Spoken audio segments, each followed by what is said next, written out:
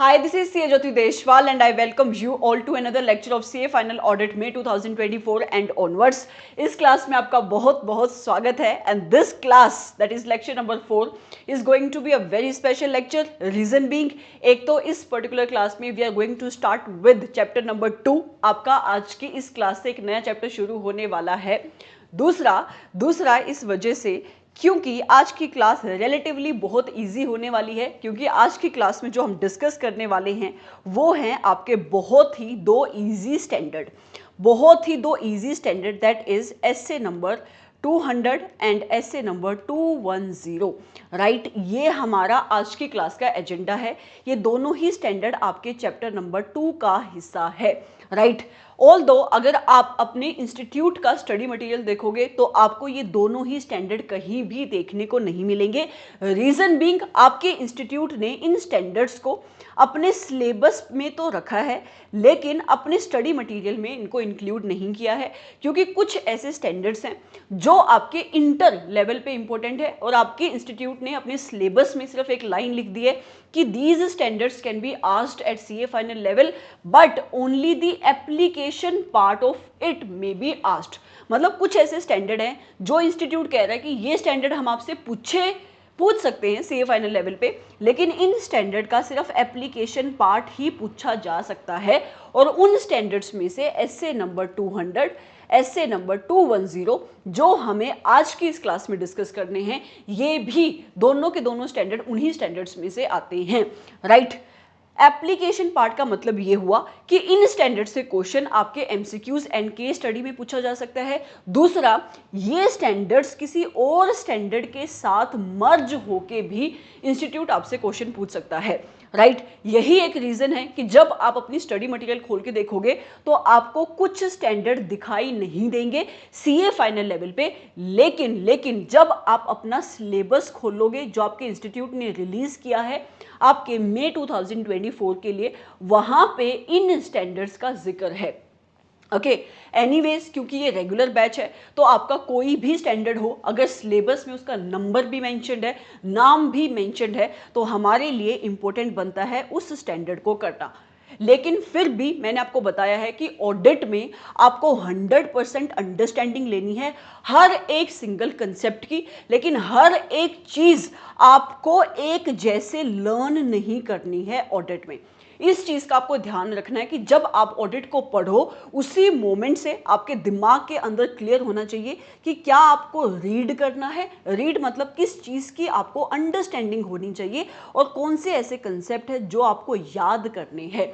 कहाँ से आपको एमसीक्यू में क्वेश्चन पूछा जा सकता है, कहाँ से आपसे डिस्क्रिप्टिव पोर्शन में क्वेश्चन पूछा जा सकता है.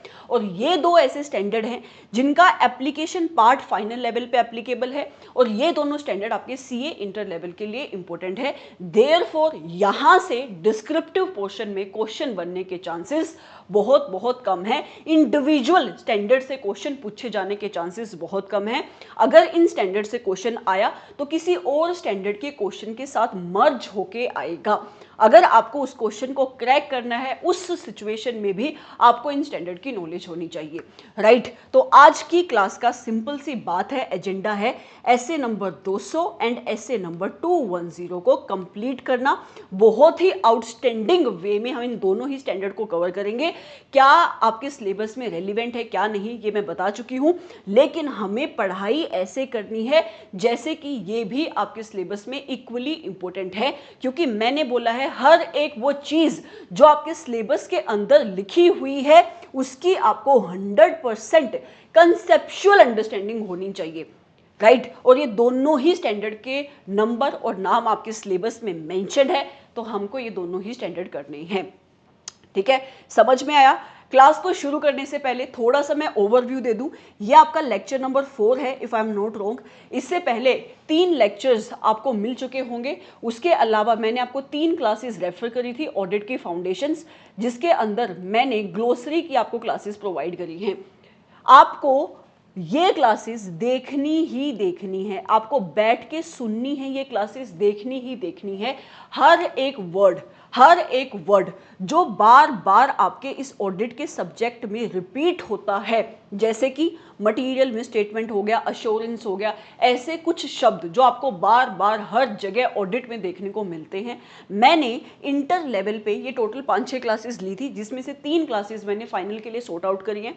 आपको ये 3 ऑडिट की फाउंडेशन क्लासेस देखने के बाद ही इन क्लासेस को देखना है। अगर आप अब भी इन क्लासेस को देख रहे हैं और आपने इन ग्लोसरी की क्लासेस को नहीं देखा है, I am again advising you कि पहले आप इन क्लासेस को सुनकर आओ। आपको सिर्फ अंडरस्टैंडिंग होनी चाहिए, आपको वहां पे कुछ भी याद नहीं करना है, कुछ भी लिखना नहीं है, ठीक है। इसके अलावा हमने आपका चैप्टर नंबर 1 कवर किया था, जो one of the most important chapter है, जिसके अंदर हमने 2 स्टैंडर्ड डिस्कस करे थे, S A number 220 and SQC number 1। दोनों ही स्टैंडर्ड आपके ऑडिट क्वालिटी से रिलेट करते हैं। अगर मैं ऑडिट क्वालिटी वर्ड यूज ना कर अगर मैं एसक्यूसी 1 के पर्सपेक्टिव से देखूं तो आपकी क्वालिटी की बात करते हैं, चाहे वो आपकी ऑडिट में हो या अदर देन ऑडिट आप कोई भी अश्योरेंस सर्विसेज दे रहे हो या कोई भी आप नॉन अश्योरेंस सर्विसेज दे रहे हो। बहुत बार हमने इन सारी चीज़ों की रिवीजन वहां पे करी थी, तो इस क्लास को शुरू करने से पहले मैं उसकी रिवीजन दोबारा से नहीं करवाऊंगी। अब बात आती है एक बहुत इंपॉर्टेंट, और वो बात क्या है कि जो चैप्टर नंबर 1 है, दैट इज ऑडिट क्वालिटी, जो हमने पिछली क्लास के अंदर खत्म किया, उस पर्टिकुलर चैप्टर के स्टडी मटेरियल के जो क्वेश्चन है, मैंने आपको प्रॉमिस किया था कि ये क्वेश्चन कराने की रिस्पॉन्सिबिलिटी मेरी होगी। जितने भी हम चैप्टर करेंगे, आपके इंस्टीट्यूट ने अपने स्टडी मटेरियल के अंदर जो भी क्वेश्चंस दिए हैं, उन क्वेश्चंस को कराने की रिस्पॉन्सिबिलिटी मेरी है। और जो नया सिलेबस रिलीज हुआ है, इंस्टीट्यूट ने 3 टाइप के क्वेश्चंस आपके स्टडी मटेरियल में दिए हैं। एक आपकी टेस्ट योर अंडरस्टैंडिंग, एक आपकी टेस्ट योर नॉलेज, एंड 1 है आपका case scenarios, that is case study. और ये तीनों ही क्वेश्चंस हर एक चैप्टर में हैं और बहुत अमेजिंग आउटस्टैंडिंग वो क्वेश्चंस हैं, ठीक है। सो बीइंग अ टीचर, अगर मैं आपको रेगुलर कोर्स प्रोवाइड कर रही हूँ, मेरा ऑब्जेक्टिव ये है कि आपके स्टडी मटेरियल में जो भी चीज़ लिखी है, including your test your understanding, test your knowledge, जो आपके बैक एक्सरसाइज के क्वेश्चन है, प्लस आपकी केस स्टडी, ये मुझे करवाना चाहिए और जिसको मैं करवाऊंगी। लेकिन मैं कैसे करवाऊंगी, मैं आपको इस क्लास में बता देती हूँ। अब आपका चैप्टर नंबर 1 खत्म हो गया है, अब इस क्लास से हम आपका चैप्टर नंबर 2 शुरू करेंगे। जो चैप्टर नंबर 1 के क्वेश्चंस हैं, वो आपको लेक्चर वाले फोल्डर जो आपको जी ड्राइव पे प्रोवाइड हुआ है, उसके अंदर नहीं मिलेंगे। इसके लिए एक सेपरेट फोल्डर होगा आपका, दैट इज क्वेश्चन का कोई फोल्डर आपको मिलेगा। इसके अंदर आपको चैप्टर वाइज क्वेश्चंस मिलेंगे। इसको ऐसे प्रोवाइड करने के 2 रीजन है। नंबर 1, मैं चाहती हूं कि जब भी आप क्वेश्चंस को देखो, उस टाइम आप अपनी रिवीजन एटलीस्ट करके इन क्वेश्चंस को देखो। अदरवाइज आपको कुछ ज़्यादा बेनिफिट मिलेगा नहीं। मैं बोलती रहूँगी, आप सुनते रहोगे, आप अपनी गर्दन हिलाते रहोगे। मैं नहीं चाहती ऐसा हो। मैं चाहती हूँ कि जब मैं क्वेश्चंस को डिस्कस करूँ, इंस्टीट्यूट की केस स्टडीज़ को डिस्कस करूँ, आपकी इन्वॉल्वमेंट वहाँ पे होनी चाहिए। और आपकी इन्वॉल्वमेंट वहाँ पे तब ही होगी, फॉर एग्जाम्पल जैसे कि हमने SQC 1 को कवर किया, एसए नंबर 220 को कवर किया, आपकी इन्वॉल्वमेंट तब ही होगी इन क्वेश्चंस के अंदर जब आपको SQC 1 के कंसेप्ट याद हैं, समझ में आए हुए हैं। तो एक बार आपको खुद से रिवाइज करना है, तब आपको इन क्वेश्चंस को देखना है। हो सकता है आप सीए फाइनल के बच्चे हो, आपकी इंटर्नशिप चल रही है, मैं भी अंडरस्टैंड करती हूँ कि आप साथ साथ में कई बार नहीं रिवाइज कर पाते हो।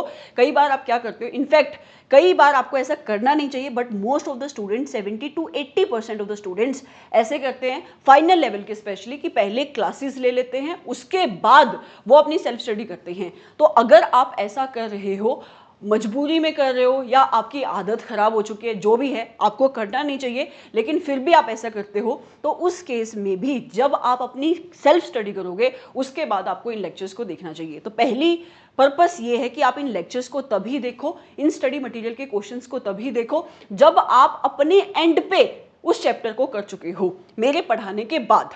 दूसरा होगा क्या, जैसे जैसे आपके एग्जाम नजदीक आएंगे, उस टाइम पे आपको ज़रूरत पड़ेगी इन क्वेश्चंस की, क्योंकि आपने अभी जो पढ़ाई करी है over a period of time, वो धीरे धीरे आपके दिमाग से कम होती जाएगी, वैनिश होती जाएगी। ह्यूमन ब्रेन की टेंडेंसी है, अगर आप उसको टाइम टू टाइम टचअप नहीं करोगे तो चीज़ें आपके दिमाग से निकलती जाएंगी। तो उस टाइम पे अगर आपके पास एक अलग से फोल्डर में हर एक चैप्टर की अलग से एक वीडियो होगी क्वेश्चंस की, तो आप अपने एंड के डेज में, एग्जाम्स के टाइम पे, आप एट अ स्ट्रेच भी इन क्लासेस को देख सकते हो, ठीक है। तो आपको ध्यान में रखना है अपने व्यूज़ को, इन लेक्चर के व्यूज़ को, आपको इनके ऊपर भी व्यूज़ मिलेंगे जो आपके क्वेश्चंस के लेक्चर्स होंगे, बहुत आपको ध्यान से उनको यूज़ करना है, ठीक है। तो बहुत ध्यान से आपको इन लेक्चर्स को देखना है। तो ये दो पर्पस है आपको अलग से लेक्चर प्रोवाइड करने की। तीसरी पर्पस ये भी है, मैं नहीं चाहती कि आपके लेक्चर्स, जो आपका सिलेबस है उसका टाइम एक्सटेंड हो, राइट। लेकिन फिर मैं ये भी चाहती हूँ कि मैं आपको 100% वैल्यू दूँ हर एक पैसे की जो आपने मुझे दिया है। इस वजह से मैंने इन लेक्चर्स को कंप्लीटली सेपरेट फोल्डर में डाला है। ये लेक्चर आपको कैसे मिलेंगे, जैसे जैसे मैं आगे बढ़ती जाऊँगी अपने सिलेबस के साथ, मैं उन लेक्चर्स को भी अपडेट करती जाऊँगी। बट ऐसा हो सकता है कि मान लो हमारा सिलेबस चल रहा है चैप्टर नंबर 3 का और आपको क्वेश्चन मिल रहे हैं चैप्टर नंबर 2 के, so it might be possible कि क्वेश्चन आपको बाद में मिल रहे हैं, ठीक है। बट आपको क्वेश्चंस मिलेंगे, I am providing the assurity of that. उसके साथ साथ मैंने आपको पहले भी बोली थी ये बात कि जैसे ही मेरा स्टडी मटेरियल जैसे ही मेरा क्वेश्चन बैंक का बैच, जो मेरा ऑब्जेक्टिव है बनाना मई 2024 तक, मई 2024 के अटेम्प्ट से पहले मुझे इस बैच को ख़त्म करना है। जैसे ही ये बैच बनेगा, अगर एग्जीक्यूट हो पाता है तो इसकी एक्सेस भी आपको फ्री में अवेलेबल हो जाएगी, ठीक है। इसकी रेलिवेंस भी वो बच्चे समझ पाएंगे जिसने ऑडिट का पेपर कभी ना कभी लिखा है। बहुत इंपॉर्टेंट है आपके लिए कि आप अपने पास्ट ईयर के questions, that is suggested answers, including MTPs and RTPs आप देख कर जाओ। और इस आपका ये जो क्वेश्चन बैंक का बैच होगा, इसके अंदर आपको वही सारे क्वेश्चंस देखने को मिलेंगे, राइट। तो अब मेरा ऑब्जेक्टिव ये है कि ऑडिट को ना आप 360 डिग्री से कंप्लीट करो। कोई भी आपका एस्पेक्ट नहीं बचना चाहिए जो आपको ऑडिट के बारे में समझ में ना आए, ठीक है जी। इसके साथ साथ मैं उम्मीद करती हूं कि जैसा मैंने आपको बोला था, जो आपको वन नोट की एक्सेस मिली है, आप वहां से अपने कंसेप्ट वाइज चार्ट्स बना रहे हो। आपको कंसाइज चार्ट्स मिलेंगे, बट आपको खुद भी अपने चार्ट, हैंड रिटन चार्ट्स बनाने हैं, राइट। आपको कोशिश यही करनी है कि क्लास देखने के बाद आप चार्ट बनाओ। उससे भी आपको दो फायदे होंगे, एक तो आपको बैठे बैठे पूरी क्लास रिवाइज होगी जो हमने किया, दूसरा आप इंगेज रहोगे, जो चीज़ आप अपने हाथ से लिखते हो वो चीज़ आपको ज़्यादा याद रहती है, ठीक है। इतनी डिस्कशन काफ़ी है, मैंने दोबारा से सारी चीज़ें आपको याद दिला दी है। अगर किसी भी मोमेंट पे आपको कोई डाउट आता है, मैं एक सेपरेट वीडियो बनाऊंगी कि आप कहाँ कहाँ से चीज़ें देख सकते हो, मैंने जी ड्राइव पे कैसे चीज़ें प्रोवाइड करी हैं, ठीक है। वहाँ पे मैंने एक्सेल शीट डाली है जहाँ पे आप डाउट डाल सकते हो, वहाँ पे मैं भी जवाब दे सकती हूँ, कोई और बच्चा भी जवाब दे सकता है। तो आपको उसके लिए I will be providing a separate video. मैं इस वीडियो में उस डिस्कशन को इंक्लूड नहीं करना चाहती क्योंकि अननेसेसरली इस वीडियो का टाइम लंबा होगा, ठीक है। सिलेबस आपके पास बहुत है कवर करने को, बहुत सारी चीज़ें हैं डिस्कस करने को, बहुत सारी ऐसी चीज़ें हैं जहाँ पे आपका टाइम लगने वाला है, तो इन चीज़ों पे हम टाइम ना ही वेस्ट करें तो बेटर है। ओके जी, अब आते हैं आज के एजेंडा पे। और आज का एजेंडा सबसे पहला है आपका एसे नंबर 200 को कवर करना। इंटर लेवल पे इंपॉर्टेंट है, लेकिन अगर आपको अपने स्टैंडर्ड्स की अंडरस्टैंडिंग बनानी है तो आपको इस स्टैंडर्ड को समझना भी बहुत ज़रूरी है, ठीक है। अगर मैं इस स्टैंडर्ड को कहूँ ना, तो ये स्टैंडर्ड ना सारे के सारे स्टैंडर्ड्स का किंग है, जिसे आप कहते हो ना जंगल का राजा, वो ये स्टैंडर्ड है। आप बोलोगे इतना सिंपल सा ये स्टैंडर्ड है, ये जंगल का राजा कैसे हो सकता है? क्योंकि यही वो स्टैंडर्ड है सर जो आपके ऑडिटर के ऊपर रिक्वायरमेंट लगाता है कि जब भी वो ऑडिट करेगा उसको बाकी स्टैंडर्ड्स का कंप्लायंस करते हुए ऑडिट करनी है। यही वो स्टैंडर्ड है जो आपके ऑडिटर का ओवरऑल ऑब्जेक्टिव सेट करता है। यही वो स्टैंडर्ड है जो कहता है कि आपका ऑडिटर जब ऑडिट करने जाएगा क्लाइंट की साइट पे, उसको ऑडिट करके अल्टीमेटली अचीव क्या करना है।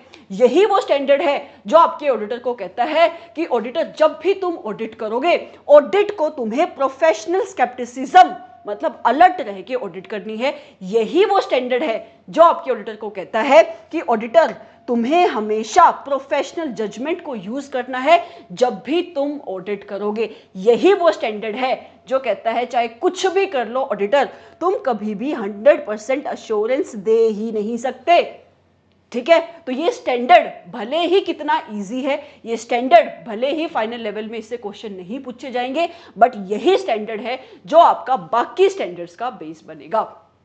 समझ में आया आपको? अब शुरू करते हैं ऐसे नंबर 200। ऐसा है क्या इस स्टैंडर्ड का नाम? सबसे पहले आप ये देखो, एसए का नंबर है 200 और स्टैंडर्ड का नाम क्या है? स्टैंडर्ड का नाम है, मैं लिखती हूं, आपको सिर्फ सुनना है, लिखने का काम आपके पास वैसे ही बहुत है, आपको नोट्स में से वैसे ही बहुत सारी चीजें लिखनी है।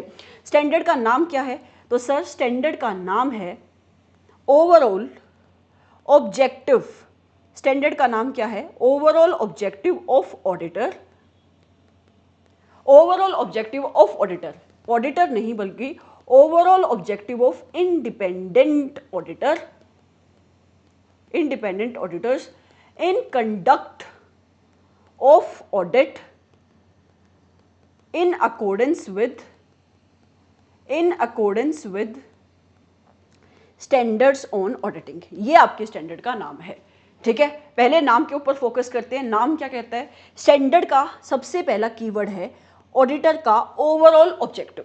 दूसरा, कैसे ऑडिटर का ओवरऑल ऑब्जेक्टिव, आपके इंडिपेंडेंट ऑडिटर का ओवरऑल ऑब्जेक्टिव। तीसरा, conduct of audit in accordance with standard. तो ये जो स्टैंडर्ड है तीन चीजों पे, तीन एरियाज पे मोस्टली फोकस करेगा।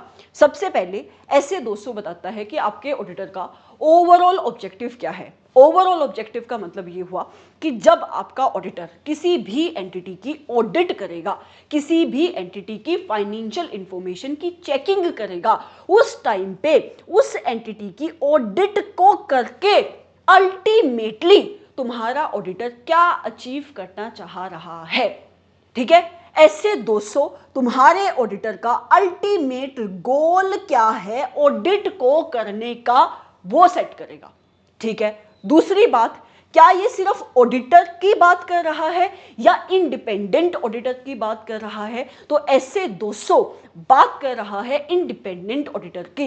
इंडिपेंडेंट ऑडिटर का मतलब कि आपका जो पर्सन या जो भी फर्म, एज द केस में भी जो भी पर्सन, जो भी आपकी ऑडिट करेगा आपके क्लाइंट की, वो पर्सन क्या होना चाहिए? इंडिपेंडेंट होना चाहिए। मतलब आपके क्लाइंट के साथ उसका कोई भी रिश्ता नहीं होना चाहिए, कोई इंटरेस्ट आपके क्लाइंट के अंदर नहीं होना चाहिए। और इंडिपेंडेंस उसकी मेंटल भी होनी चाहिए, मतलब वो माइंड से भी इंडिपेंडेंट होना चाहिए और अपीयरेंस में भी इंडिपेंडेंट होना चाहिए। अपीयरेंस का मतलब कि अगर एक थर्ड पर्सन जो आपके क्लाइंट से और ऑडिटर से बिल्कुल अनरिलेटेड है, वो आपके क्लाइंट और ऑडिटर को दूर से खड़ा होके देखे, जज करे, तो आपके क्लाइंट और ऑडिटर के बीच में उसको कोई भी रिश्ता नजर नहीं आना चाहिए, राइट।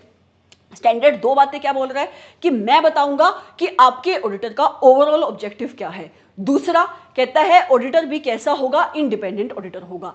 तीसरा, किस टाइप की ऑडिट की बात कर रहा है ये आपकी फाइनेंशियल इंफॉर्मेशन की चेकिंग की बात कर रहा है। और तीसरा आता है एक ऐसी ऑडिट जहां पे ऑडिटर को ऑडिट कैसे परफॉर्म करनी है? स्टैंडर्ड्स के अकॉर्डिंग परफॉर्म करनी है, ठीक है जी। अब आते हैं आपके पहले क्वेश्चन पे, वो है ऐसे नंबर 200 किस टाइप का ऑब्जेक्टिव सेट कर रहा है आपके ऑडिटर के ऊपर। अगर आप अपने स्टैंडर्ड्स को उठा के देखोगे तो हर एक स्टैंडर्ड के अंदर ही ऑडिटर का कोई ना कोई ऑब्जेक्टिव है, लेकिन ऐसे नंबर 200 इकलौता एक ऐसा स्टैंडर्ड है जहां पे वर्ड क्या यूज है?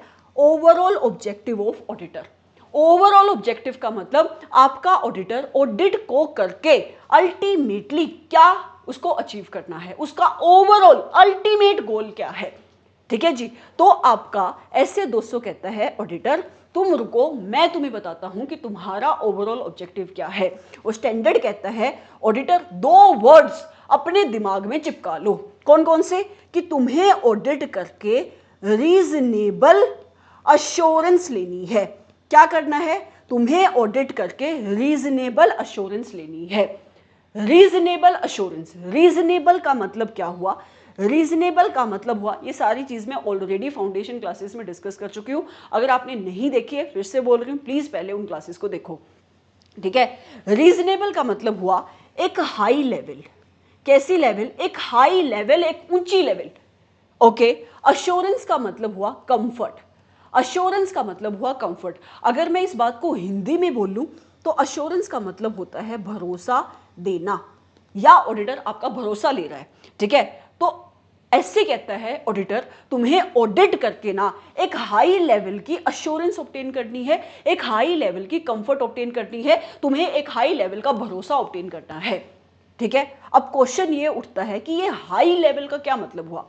हाई लेवल आपकी एक ऐसी लेवल है, ये आपकी सेटिस्फेक्शन की लेवल है। किसकी लेवल है? ये आपकी सेटिस्फेक्शन की लेवल है। आपकी सेटिस्फेक्शन मतलब ये आपके ऑडिटर की सेटिस्फेक्शन की लेवल है। एक ऐसी लेवल जो आपकी मॉडरेट लेवल से ऊपर है बट आपकी एब्सोल्यूट लेवल से नीचे है। ठीक है, इसको कहते हो आप हाई लेवल। अब सवाल ये उठता है कि आपका ऑडिटर किस चीज की सेटिस्फेक्शन ले रहा है, किस चीज का भरोसा ले रहा है, वो किस लेवल की जो बात कर रहा है, वो किस चीज की लेवल की बात कर रहा है। स्टैंडर्ड कहता है ऑडिटर तुम्हें कंफर्ट लेना है, तुम्हें एक हाई लेवल की अश्योरेंस लेनी है, तुम्हें एक भरोसा लेना है किस चीज का, कि जो तुम फाइनेंशियल स्टेटमेंट चेक कर रहे हो उन फाइनेंशियल स्टेटमेंट्स में कोई भी मटीरियल मिस स्टेटमेंट नहीं है। दो वर्ड यहां पे भी आए, क्या, एक मटीरियल, दूसरा मिस स्टेटमेंट। मटीरियल का मतलब होता है एनीथिंग जो तुम्हारे users of the financial statement के डिसीजन को अफेक्ट कर सकती है। फॉर एग्जाम्पल, मैं रिलायंस एंटिटी हूं, मेरी एंटिटी की ऑडिट हो रही है, ठीक है, मैं अपनी एंटिटी की ऑडिट कराऊंगा, मेरी एंटिटी की फाइनेंशियल स्टेटमेंट होगी। मान लो कोई मिस्टर ए है जो रिलायंस कंपनी के अंदर इन्वेस्ट करना चाहता है। अब मिस्टर ए रिलायंस कंपनी के अंदर इन्वेस्ट कैसे करेगा? रिलायंस कंपनी की फाइनेंशियल स्टेटमेंट को देखकर, रिलायंस कंपनी की ऑडिटेड फाइनेंशियल स्टेटमेंट को देखकर। तो ऐसी कोई मिस स्टेटमेंट मतलब ऐसी कोई गलती अगर आपके ऑडिटर को रिलायंस कंपनी की फाइनेंशियल स्टेटमेंट के अंदर पता लग जाए, जिससे ये जो मिस्टर ए का डिसीजन है कि मुझे रिलायंस कंपनी में इन्वेस्ट करना चाहिए या नहीं करना चाहिए वो बदल सके, उसको कहते हैं material miss statement. Material miss statement का मतलब हुआ एक ऐसी गलती जिससे आपके users of the financial statement के डिसीजन अफेक्ट हो सकते हैं। राइट, एग्जाम्पल मैंने आपको इन्वेस्टर का दिया। मटीरियल मिस स्टेटमेंट, अब मिस स्टेटमेंट भी दो टाइप की हो सकती है सर। एक तो हो सकती है आपकी एरर और दूसरी हो सकती है आपका फ्रॉड। दोनों ही गलतियां हैं। एरर मतलब आप चल रहे हो, गलती से आप पेपर उठा रहे थे, साइड पे 100 का नोट पड़ा था, आपने जेब में डाल लिया। अब ये क्या है? गलती है। यहाँ पे 100 रुपए का नोट आपको जेब में डालना, क्या आपकी इंटेंशन इन्वॉल्व थी? क्या आप जानबूझ के 100 रुपए की चोरी कर रहे हो? Answer is no. तो ये क्या होगी? ये एरर होगी। दूसरा, आपने जानबूझ के 100 रुपए का नोट फ्रॉड करने की इंटेंशन से, चोरी करने की इंटेंशन से, मैनिपुलेशन करने की इंटेंशन से अपनी जेब के अंदर डाला, वो क्या हो गया? फ्रॉड हो गया। दोनों ही मिस स्टेटमेंट आपकी एरर से भी हो सकती है, फ्रॉड से भी हो सकती है। एरर भी मिस स्टेटमेंट है, फ्रॉड भी मिस स्टेटमेंट है। डिफरेंस क्या है? इंटेंशन का है। इंटेंशन का है। मान लो आपका ऑडिटर फाइनेंशियल स्टेटमेंट की चेकिंग कर रहा है, उसको चेकिंग करते करते एक 2 लाख रुपए की सेल्स का पता लगा। ठीक है, 2 लाख रुपए की सेल्स है, मैनेजमेंट ने इस सेल को अपनी फाइनेंशियल स्टेटमेंट के अंदर रिकॉर्ड नहीं किया हुआ था। आपके ऑडिटर ने मैनेजमेंट से पूछा कि मैनेजमेंट बताओ कि आपने 2 लाख रुपए की इस सेल को अपने बुक्स ऑफ अकाउंट में रिकॉर्ड क्यों नहीं किया? मैनेजमेंट कहती है कि मुझे ये सेल रिकॉर्ड होना मेरे से क्या हो गया? मिस हो गया। मैनेजमेंट कह रही है मेरे से ये चीज़ क्या होगी? ओमिट होगी। तो ये ओमिशन कि कोई चीज़ आपकी मैनेजमेंट को करनी चाहिए थी, उसने नहीं करी, ये भी आपकी क्या है? मिस स्टेटमेंट है। ओके। दूसरा, मैनेजमेंट को 2 लाख की सेल को रिकॉर्ड करना चाहिए था, पर मैनेजमेंट ने 1 लाख की ही सेल्स को रिकॉर्ड किया। उसने अंडर सेल को रिकॉर्ड किया है, मतलब उसने जितना रिकॉर्ड करना चाहिए था उससे कम वैल्यू पे अपनी सेल्स दिखाई है। ये भी क्या होगी? Miss statement. तो ओमिशन भी मिस स्टेटमेंट है, और कोई गलती जो आपने कमिट करी है, कमीशन भी मिस स्टेटमेंट है। डिफरेंस क्या है फ्रॉड और एरर में? डिफरेंस है आपका इंटेंशन का। अगर यही गलती, यही ओमिशन मैनेजमेंट ने जानबूझ के करी है, ये होगी आपकी एरर, और ये हो गया आपका फ्रॉड। और अगर यही ओमिशन, यही मिसस्टेटमेंट मैनेजमेंट से बाय मिस्टेक हो गई, उसकी इंटेंशन नहीं थी फ्रॉड करने की, ये क्या होगी? आपकी एरर हो गई। और मिस स्टेटमेंट आपका फ्रॉड है या एरर है, इससे आपके डिसीजन के ऊपर, मतलब आपके ऑडिटर की रिपोर्ट के ऊपर बहुत बड़ा फर्क पड़ता है। और आपके ऑडिटर की जब उसको कोई ऐसी मिस स्टेटमेंट मिलती है जो फ्रॉड की वजह से हुई है, उसकी रिपोर्टिंग रिस्पॉन्सिबिलिटी बहुत ज़्यादा बढ़ जाती है। समझ में आया? दोबारा से बता देती हूँ क्या बोल रही हूँ मैं आपको बता रही हूँ कि ऐसे नंबर 200 के अकॉर्डिंग आपके ऑडिटर का ओवरऑल ऑब्जेक्टिव क्या है? स्टैंडर्ड कहता है ऑडिटर तुम्हें ऑडिट करके एक रीजनेबल अश्योरेंस ऑब्टेन करनी है। क्यों उसको रीजनेबल अश्योरेंस ऑब्टेन करनी है ये मैं बताऊंगी। ठीक है, ये वैसे स्टैंडर्ड खुद ही बोलेगा आगे जाके।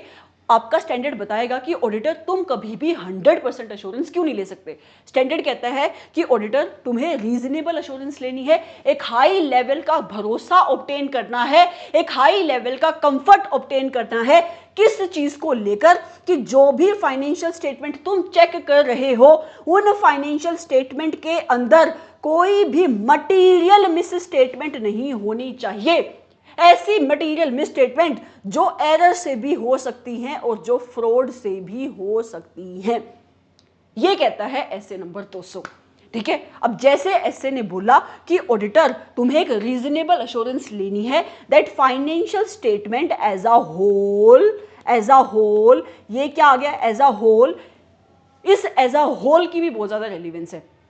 एज अ होल का मतलब हो गया कि जो भी एलिमेंट तुम्हारी फाइनेंशियल स्टेटमेंट के होते हैं, जैसे कि मैंने इसको भी फाउंडेशन क्लास में कवर किया है, जैसे कि आपका profit and loss account, balance sheet, cash flow statement, हर एक वो चीज जिसको आपकी मैनेजमेंट कहती है ये मेरी फाइनेंशियल स्टेटमेंट है। आपके ऑडिटर को जब वो अपनी अश्योरेंस लेगा, अश्योरेंस लेने के बाद जब वो अपना ओपिनियन देगा तो उसको ओपिनियन क्या देना है कि जो भी चेकिंग मैंने करी, मेरी चेकिंग के बेसिस पर, मेरे जो भी एविडेंसेस थे उनके बेसिस पर मेरी कंक्लूजन ये है कि financial statement as a whole is free from material misstatement. As a whole का मतलब ये हुआ कि जो भी कंपोनेंट आपके फाइनेंशियल स्टेटमेंट के हैं, जिसे भी आपकी मैनेजमेंट अपनी फाइनेंशियल स्टेटमेंट कहती है, उन फाइनेंशियल स्टेटमेंट के अंदर कोई भी मटीरियल मिसस्टेटमेंट नहीं होनी चाहिए। इस चीज की रीजनेबल एश्योरेंस लेनी है, एक हाई लेवल का भरोसा लेना है। ठीक है, अब जैसे ही स्टैंडर्ड ने आपका ऑडिटर के ऊपर अपना ऑब्जेक्टिव सेट किया, अब ऑडिटर को गुस्सा आ गया। ऑडिटर को गुस्सा क्यों आया? ऑडिटर कहता है यार मैं सीए स्टूडेंट हूं, ठीक है, मुझे टैक्स की नॉलेज है, मुझे अकाउंट की नॉलेज है, मुझे इतने सारे सब्जेक्ट मैंने अपनी इंटर लेवल, अपनी फाइनल लेवल पे पढ़े हैं। तुम्हें क्या लगता है मैं इतने अच्छे से ऑडिट पढ़ के आया हूं, तुम्हें क्या लगता है मैं 100% अश्योरेंस नहीं ले सकता क्या? तुम्हें क्या लगता है कि मैं एब्सोल्यूट एश्योरेंस नहीं ले सकता? क्या मैं गारंटी से ये बात नहीं बोल सकता कि जो मैनेजमेंट की फाइनेंशियल स्टेटमेंट है मैं लिख के देता हूं, मैं गारंटी देता हूं कि उन फाइनेंशियल स्टेटमेंट में कोई भी गलती नहीं है? स्टैंडर्ड कहता है हां तुम नहीं बोल सकते ये बात। स्टैंडर्ड कहता है ऑडिटर तुम नहीं बोल सकते कि आपकी financial statement 100% in financial statement में कोई गलती नहीं है। स्टैंडर्ड कहता है तुम कितने भी नॉलेजेबल हो, तुम चाह कर भी कभी भी बीइंग एन ऑडिटर ऑडिट करने के बाद एब्सोल्यूट अश्योरेंस नहीं दे सकते। ऑडिटर पूछता है क्यों? तो स्टैंडर्ड कहता है क्योंकि ऑडिट की इनहेरेंट लिमिटेशन है। क्या है? ऑडिट की इनहेरेंट लिमिटेशंस हैं जिसको तुम चाह कर भी रिमूव नहीं कर सकते ऑडिटर। ऑडिटर कहता है अच्छा, जैसे कि आप एग्जांपल बताओगे? तो स्टैंडर्ड कहता है सुनो, number 1 nature of the financial reporting. इसका मतलब क्या हुआ? आपकी मैनेजमेंट बनाती है फाइनेंशियल स्टेटमेंट्स, और आपकी मैनेजमेंट जब फाइनेंशियल स्टेटमेंट बनाती है उस टाइम पे मैनेजमेंट बहुत सारी जजमेंट्स लेती है, एस्टिमेट्स लेती है, बहुत सारे अकाउंटिंग एस्टिमेट्स लेती है, राइट? जैसे कि मान लो आपकी बुक्स ऑफ अकाउंट में 2 लाख के डेटर शो हो रही हैं, 2 लाख के क्या हो रहे हैं? डेटर शो हो रही हैं, और आपकी मैनेजमेंट को लगता है कि इस बार 2 लाख के ये जो डेटर हैं, मान लो इसमें ए से पैसा आना था, बी से पैसा आना था, सी से पैसा आना था, ऐसे ऐसे बहुत सारे डेटर से पैसा आना था। मैनेजमेंट को लगता है कि इन 2 लाख के जो डेटर्स हैं 10% ऐसे लोग हैं जिनसे पैसा नहीं आएगा। तो आपका अकाउंटिंग का कंसेप्ट क्या कहता है कि ऐसा करो, जब आपको पता ही है ना कि पैसा नहीं आएगा तो प्रोविजन बनाओ। तो मैनेजमेंट कहती है ठीक है, मैंने अपनी थोड़ी बहुत स्टडी करी है, मैंने आपके इन डेटर्स का बिहेवियर ऑब्जर्व किया है, इनकी क्रेडिट वर्दीनेस को चेक किया है, और मुझे लगता है ये मिस्टर ए मुझे पैसा नहीं देगा, इसके पैसे तो डूबेंगे ही डूबेंगे, ऐसा मुझे लगता है। क्या मैंने ऐसा बोला मुझे 100% श्योरिटी कि मिस्टर ए पैसे नहीं देगा? नहीं, ऐसा मुझे लगता है, बीइंग अ मैनेजमेंट मेरा एस्टिमेट है। तो मैनेजमेंट कहती है मैं क्या करूंगी, मैं बनाऊंगी इसकी प्रोविजन। तो मैनेजमेंट ने बना दी प्रोविजन। अब जहां पे मैनेजमेंट ने अपनी फाइनेंशियल स्टेटमेंट बनाते वक्त एस्टिमेट्स लिए हैं, एस्टिमेट्स जहां पे भी इन्वॉल्व होते हैं वहां पे एक अनसर्टेनिटी अराइज होती है। अनसर्टेनिटी का मतलब होता है एक डाउट अराइज होता है। 100% वहां पे श्योरिटी नहीं दे रही है मैनेजमेंट कि मैं गारंटी दे रही हूं कि इतने ही डेटर्स आपके बेडेड होंगे। तो जहां पे मैनेजमेंट जजमेंट लेती है, एस्टिमेट लेती है, वहां पे एस्टिमेशन अनसर्टेनिटी अराइज होती है, एक डाउट अराइज होता है और आपका ऑडिटर चाह कर भी मैनेजमेंट की ली हुई जजमेंट को 100% वे से चेक नहीं कर सकता, जिसकी वजह से ऑडिटर भी कभी भी 100% अश्योरेंस नहीं दे सकता, वो एक रीजनेबल लेवल ऑफ अश्योरेंस ही देता है। दूसरा आप मुझे ये बताओ, आपकी मैनेजमेंट जो है उसकी रिस्पॉन्सिबिलिटी क्या है? उसकी रिस्पॉन्सिबिलिटी है फाइनेंशियल स्टेटमेंट बनाना। मतलब आप ये कह रहे हो कि आपका ऑडिटर जो भी काम करेगा, जो भी फाइनेंशियल स्टेटमेंट चेक करेगा, जो भी इंफॉर्मेशन मांगेगा, जो भी क्वेश्चन पूछेगा, वो किससे पूछेगा? वो पूछेगा आपकी मैनेजमेंट से। और अगर मैनेजमेंट ना बताए उन क्वेश्चनों के जवाब, वो ना दे, चुप करके बैठ जाए या छुपा ले, फिर क्या होगा? फिर क्या होगा? मेरे ऑडिटर को अगर कंफर्ट नहीं मिला, मैनेजमेंट से क्वेश्चन पूछे जब उसने और जो सामने से मैनेजमेंट का रिस्पॉन्स आया, हम आगे जाके ये सीखेंगे कि आपके ऑडिटर को हमेशा अलर्ट रहना है। अगर उसको किसी भी सिचुएशन में डाउट अराइज होता है तो उसके मन में बहुत सारे क्वेश्चन आने चाहिए, जिसको कहते हैं एटीट्यूड ऑफ प्रोफेशनल स्केप्टिसिज्म। तो अगर आपके ऑडिटर ने मैनेजमेंट से क्वेश्चन पूछा और मैनेजमेंट ने उसका जो जवाब दिया, आपका ऑडिटर उससे सेटिस्फाइड नहीं है, तो उस केस में आपके ऑडिटर को क्या करना चाहिए? और एडिशनल ऑडिट प्रोसीजर्स परफॉर्म करने चाहिए, कॉमन सेंस। ठीक है। और अगर ऑडिटर एडिशनल ऑडिट प्रोसीजर्स ना भी परफॉर्म कर पाए, फिर क्या करेगा? तो देखो, कहता है कि जहां पे इंफॉर्मेशन आपकी मैनेजमेंट को देनी है और मैनेजमेंट इंफॉर्मेशन दे नहीं रही है या झूठी इंफॉर्मेशन दे दे, ठीक है, और आप कोई ऑल्टरनेटिव ऑडिट प्रोसीजर्स परफॉर्म करके भी कंफर्ट नहीं ले सकते, तो उस सिचुएशन में ये भी आपकी ऑडिट के ऊपर एक लिमिटेशन डालती है, आपके ऑडिटर के ऊपर लिमिटेशन डालती है। मतलब जिस टाइप के ऑडिट प्रोसीजर्स आपका ऑडिटर परफॉर्म करता है वो कहीं ना कहीं मैनेजमेंट की दी हुई इंफॉर्मेशन के ऊपर भी डिपेंड करते हैं कि मैनेजमेंट की दी हुई इंफॉर्मेशन के अंदर रिलायबिलिटी कितनी है, मैनेजमेंट जो रिस्पॉन्स दे रही है वो इंफॉर्मेशन, वो रिस्पॉन्स कैसा है, जिसकी वजह से भी ऑडिटर 100% एश्योरेंस नहीं ले पाता। दूसरी बात, ये हम ऑडिट कर रहे हैं ना कि इन्वेस्टिगेशन कर रहे हैं। मतलब हम ऑडिट कर रहे हैं, ऑडिट में कभी भी इन डेप्थ एग्जामिनेशन नहीं होती, डीप में जाकर चेकिंग नहीं होती। मतलब ऑडिट में ऑडिटर सैंपलिंग करता है, हर एक ट्रांजैक्शन के हर एक वाउचर की चेकिंग नहीं कर सकता। रिलायंस कंपनी के आप ऑडिटर हो, ठीक है, रिलायंस कंपनी में इतनी ट्रांजैक्शंस होती है, सेल्स की, एक्सपेंसेस की, आप एग्जांपल लो, मिलियंस में उनकी ट्रांजैक्शन है। आपको क्या लगता है कि बीइंग एन ऑडिटर, अगर आप उस कंपनी के हर एक वाउचर जो उस कंपनी के अंदर बनता है, आप उस वाउचर की चेकिंग करने बैठोगे तो क्या आप कभी भी टाइम पे रिपोर्ट दे पाओगे? Answer is no. तो आप 100% कभी चेकिंग नहीं करते, आपका ऑडिटर सैंपलिंग करता है। सैंपलिंग को आप पढ़ते हो एसे नंबर 530 में। और सैंपलिंग जब भी आप करोगे, सैंपलिंग का सिंपल वर्ड्स में मतलब होता है लेस देन 100% चेकिंग। ठीक है। सैंपलिंग करने के अलग अलग मेथड होते हैं। ओके, आपका ऑडिटर जब भी सैंपलिंग करता है तो एक रिस्क आ जाता है जिसको कहते हैं सैंपलिंग रिस्क, और अल्टीमेटली जिसकी वजह से एक रिस्क अराइज हो जाता है जिसको कहते हैं ऑडिट रिस्क।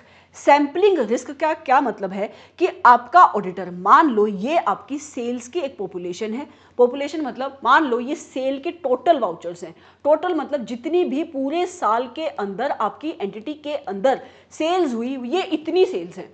ठीक है। अब आपका ऑडिटर अगर 100% चेकिंग करता तो वो हर एक वाउचर की चेकिंग करता, हर एक वाउचर के ऊपर वो चेकिंग करता, अपने ऑडिट प्रोसीजर्स परफॉर्म करता। लेकिन सैंपलिंग में ऐसा नहीं करता। वो सैंपलिंग में क्या करता है, इस पॉपुलेशन के अंदर वो सैंपल उठाता है ABCD, मतलब पूरी की पूरी सेल्स के ऊपर कंफर्ट लेने के लिए आपका ऑडिटर सिलेक्टेड सेल्स को ही वो चेक करता है, जिसको कहते हैं सैंपलिंग। सैंपलिंग रिस्क का क्या मतलब हुआ? जब आपके ऑडिटर ने जो अपने ऑडिट प्रोसीजर्स इस पॉपुलेशन के ऊपर लगाए, 100% पॉपुलेशन के ऊपर लगाए और उसको जो रिजल्ट मिला, मान लो उसको रिजल्ट मिला रिजल्ट नंबर 1, वो डिफरेंट होगा अगर उसने सेम ऑडिट प्रोसीजर को अपनी सिलेक्टेड आइटम्स ऑफ पॉपुलेशन के ऊपर लगाए, दैट इज रिजल्ट नंबर 2। तो ये आपका रिजल्ट डिफरेंट होगा। इसको कहते हैं सैंपलिंग रिस्क, मतलब एक ऐसा रिस्क जहां पे आपका ऑडिटर की conclusion about any assertion will be different अगर आपका ऑडिटर सेम ऑडिट प्रोसीजर को लेस देन 100% पॉपुलेशन पे लगाता है तो। ठीक है, तो इसको कहते हैं सैंपलिंग रिस्क। और जहां पे सैंपलिंग रिस्क होता है वहां पे एक ऑडिट रिस्क भी अराइज हो जाता है। ऑडिट रिस्क मतलब आपका ऑडिटर एक इनएप्रोप्रिएट ऑडिट ओपिनियन दे देगा जब आपकी फाइनेंशियल स्टेटमेंट मटीरियली मिसस्टेटेड है। मतलब वो ये बोल देगा कि फाइनेंशियल स्टेटमेंट सही है जबकि एक्चुअल में फाइनेंशियल स्टेटमेंट गलत है। ठीक है, तो सैंपलिंग करता है वो, जिसकी वजह से वो 100% चेकिंग नहीं करता। जब आप 100% चेकिंग कर ही नहीं रहे हो तो आप कैसे बोल सकते हो कि मैं गारंटी देता हूं कि फाइनेंशियल स्टेटमेंट में कोई भी मिस स्टेटमेंट नहीं है।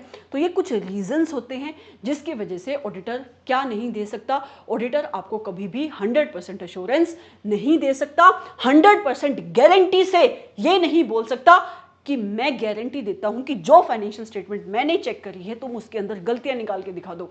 इसी वजह से सर ऑडिटर हमेशा अपना ओपिनियन देता है, और ओपिनियन के वर्ड के अंदर ही सब्जेक्टिविटी इन्वॉल्व है।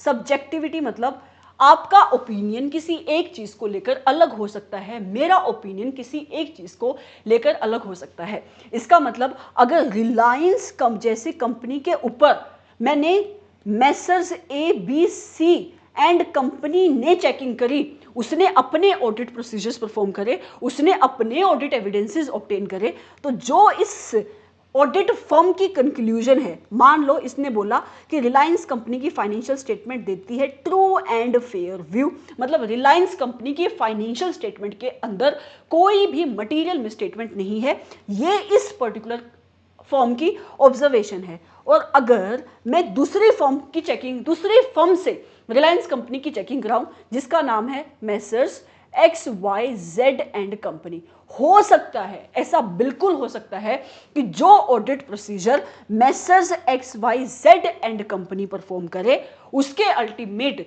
जो भी रिजल्ट हो वो डिफरेंट हो सकते हैं मेसर्स ABC एंड कंपनी से। ठीक है, हो सकता है messrs XYZ and company on the basis of जो इन्होंने ऑडिट प्रोसीजर्स परफॉर्म करे, जो इनकी कंक्लूजन है वो ये हो कि फाइनेंशियल स्टेटमेंट जो है रिलायंस कंपनी की वो as a whole true and fair view नहीं देती, फाइनेंशियल स्टेटमेंट में मटेरियल मिसस्टेटमेंट है। अब आपके मन में क्वेश्चन आएगा ऐसे कैसे हो सकता है, क्योंकि ऑडिट का जो ये सब्जेक्ट है, ऑडिट की जो एंटायर प्रोसेस है वो अपने आप में सब्जेक्टिव प्रोसेस है। उसके अंदर ऑडिटर जब भी ऑडिट करता है बहुत सारी जजमेंट्स लेता है, प्लानिंग करता है उस टाइम पे, जब वो ऑडिट को परफॉर्म करता है उस टाइम पे, जब ऑडिट को परफॉर्म करने के बाद उसको जो ऑडिट प्रोसीजर मिले, जब वो उनकी चेकिंग करता है, इवैल्यूएशन करता है ये देखने के लिए कि क्या वो सफिशिएंट एंड एप्रोप्रिएट है या नहीं। ये क्या है, ये हर एक चीज उसकी जजमेंट है।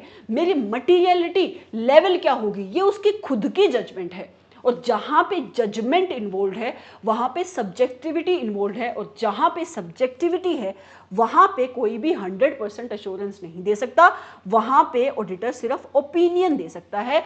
तो अगर आपने कभी भी रिपोर्ट पढ़ी हो, रिपोर्ट के अंदर जो वर्ड यूज होते हैं वो वर्ड कुछ ऐसे होते हैं कि इन आर प्रोफेशनल ओपिनियन, इन are professional judgement on the basis of audit procedures जो हमने परफॉर्म करे, उन ऑडिट प्रोसीजर के बेसिस पे जो एविडेंसेस हमें मिले, जो कंक्लूजन हमारी है, हम ये ओपिनियन देते हैं, ना कि वो गारंटी देते हैं, ना कि वो कहते हैं कि रिलायंस कंपनी की financial statements are true and correct. Words क्या होते हैं, ट्रू एंड फेयर। ठीक है, तो इस वजह से आपका ऑडिटर कभी भी 100% अश्योरेंस नहीं देता, वो सर्टिफिकेट नहीं देता, वो ओपिनियन देता है। समझ में आया, ये आपके स्टैंडर्ड ने उसके ऊपर ऑब्जेक्टिव सेट किया है कि तू रीजनेबल एश्योरेंस ऑब्टेन करेगा। ओके, अब भले ही Messrs XYZ and company and Messrs ABC and company अलग अलग टाइप के ऑडिट प्रोसीजर्स परफॉर्म करें, लेकिन अल्टीमेटली उनको ध्यान में रखना है कि ऑडिट होगी तो एसेस के हिसाब से ही, ऑडिट होगी तो लॉ एंड रेगुलेशन के हिसाब से ही। ये रिक्वायरमेंट भी स्टैंडर्ड ने सेट करी है। देयरफॉर बहुत कम चांसेस होंगे ऐसे जहां पे दो फर्म्स का ओपिनियन बहुत ज़्यादा डिफरेंशिएट करेगा, अनलेस आपके ऑडिटर ने ढंग से ऑडिट नहीं करी है तो। ठीक है, अब ये इतनी इंट्रोडक्शन मुझे लगता है काफ़ी है आपके स्टैंडर्ड को शुरू करने के लिए, स्पेशली अगर ये स्टैंडर्ड आपके एग्जाम में डिस्क्रिप्टिव पोर्शन में नहीं पूछा जाएगा। बट अगर आपको स्टैंडर्ड्स की अंडरस्टैंडिंग लेनी है तो हर एक स्टैंडर्ड एक दूसरे से जुड़ा हुआ स्टैंडर्ड है, क्योंकि हर एक स्टैंडर्ड ऑडिट के स्टेप्स में आता है, तो आपको हर एक चीज़ की अंडरस्टैंडिंग होनी चाहिए। ठीक है, स्टैंडर्ड का नाम क्या है मैंने आपको अभी अभी बताया कि सर स्टैंडर्ड का नाम है overall objective of independent auditor. ठीक है, ओवरऑल ऑब्जेक्टिव क्यों? क्योंकि यहाँ पे ये स्टैंडर्ड आपके ऑडिटर का अल्टीमेट गोल क्या है ऑडिट को करने का, उसका अल्टीमेट ऑब्जेक्टिव क्या है उसको सेट करता है। और ये कौन सा ऑडिटर होगा? आपका इंडिपेंडेंट ऑडिटर होगा। और यहाँ पे ऑडिट होगी कैसे? स्टैंडर्ड के अकॉर्डिंग होगी, देयरफॉर इस स्टैंडर्ड का नाम ये है। ठीक है, अब आता है इस स्टैंडर्ड का स्कोप क्या है। अब जितने भी स्टैंडर्ड पढ़ोगे हर एक स्टैंडर्ड के अंदर स्कोप आपको देखने को मिलेगा और ऑब्जेक्टिव आपको देखने को मिलेगा। ऑब्जेक्टिव हर एक स्टैंडर्ड का आपको बाय हार्ट याद होना चाहिए। ठीक है, क्योंकि जब भी स्टैंडर्ड से क्वेश्चन आएगा पहले आप स्टैंडर्ड का नंबर लिखोगे, फिर आप स्टैंडर्ड का नाम लिखोगे और फिर आपके ऑडिटर का उस स्टैंडर्ड के अंदर ऑब्जेक्टिव क्या है आपको ये लिखना है। तो आपको कुछ याद हो या ना हो, ऑब्जेक्टिव आपको जरूर याद होना चाहिए। ठीक है, सबसे पहले आता स्कोप क्या है एसए नंबर 200 का। स्टैंडर्ड कहता है कि मेरा स्कोप यही है कि मैं ऑडिटर को उसकी रिस्पॉन्सिबिलिटी बताऊंगा कि ऑडिटर तुम्हारा ऑब्जेक्टिव क्या है। तो ये चीज तुम रीड करके छोड़ सकते हो, स्कोप तुम्हें याद नहीं करना है। फाइनल लेवल पे तो भूल ही जाओ कि आपको स्कोप में से कुछ भी याद करना है। अब आती है बात ऑडिटर के ऑब्जेक्टिव की, और ये मैं आपको बता के आई अभी कि आपके ऑडिटर का ऑब्जेक्टिव क्या है, कि उसको एक रीजनेबल अश्योरेंस लेनी है। मैंने आपको बताया रीजनेबल अश्योरेंस का मतलब एक हाई लेवल ऑफ अश्योरेंस। किस चीज की रीजनेबल अश्योरेंस? कि जो फाइनेंशियल स्टेटमेंट वो चेक कर रहा है वो financial statement as a whole की रेलिवेंस क्या है, कि उस फाइनेंशियल स्टेटमेंट के जो भी कंपोनेंट है उन फाइनेंशियल स्टेटमेंट्स में कोई भी मटेरियल मिसस्टेटमेंट नहीं होनी चाहिए, चाहे वो मटेरियल मिसस्टेटमेंट एरर से हो रही है और चाहे वो मटेरियल मिसस्टेटमेंट फ्रॉड से हो रही है। तो स्टैंडर्ड ने क्या बोला? ऑडिटर, पहली बात तुम्हारा ऑब्जेक्टिव क्या है? पहला ऑब्जेक्टिव कि तुम्हें एक रीजनेबल अश्योरेंस ऑब्टेन करनी है that financial statement as a whole are free from material misstatement, चाहे वो एरर से हो रही है और चाहे वो फ्रॉड से हो रही है। डिटेल मैंने आपको बताई। दूसरा, स्टैंडर्ड कहता है कि ऑडिटर अगर तुम्हें रीजनेबल अश्योरेंस मिल गई या मान लो कई बार नहीं भी मिली, उस केस में तुम क्या करोगे? तुम्हें इस अश्योरेंस को रिपोर्ट करना है।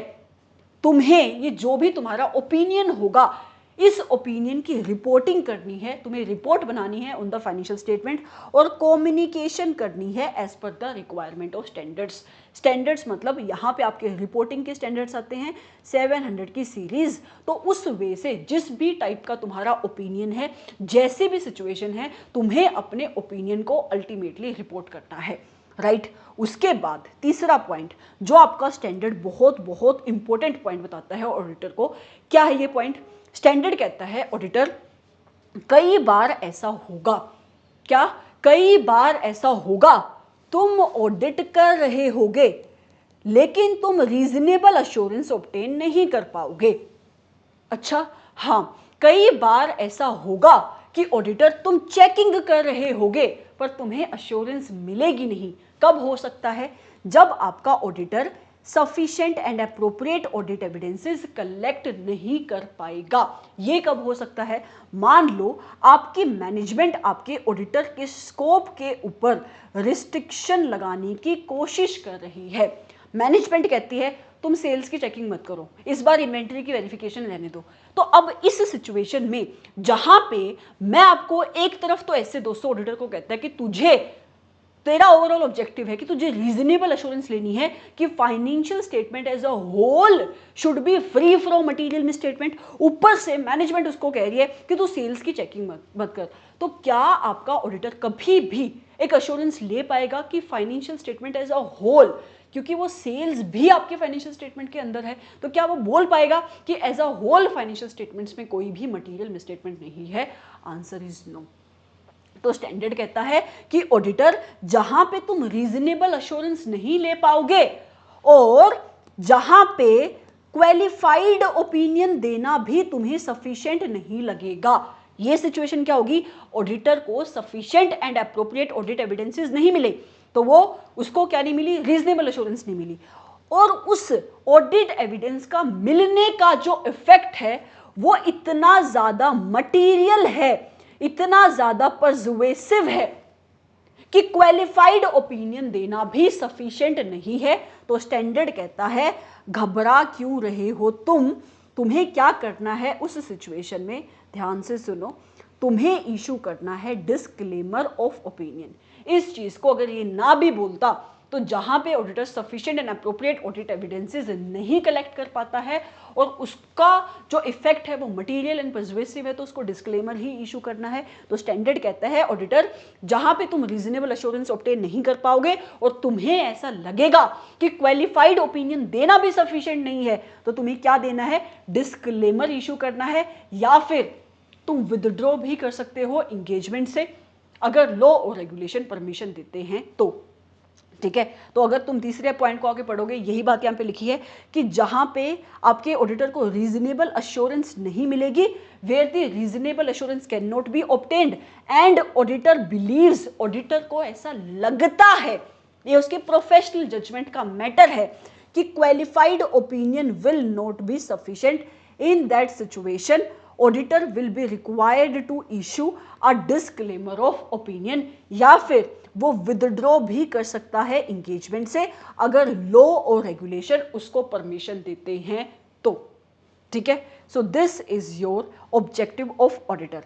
अगर मैं आपको इसी चीज को आकर let me erase it first.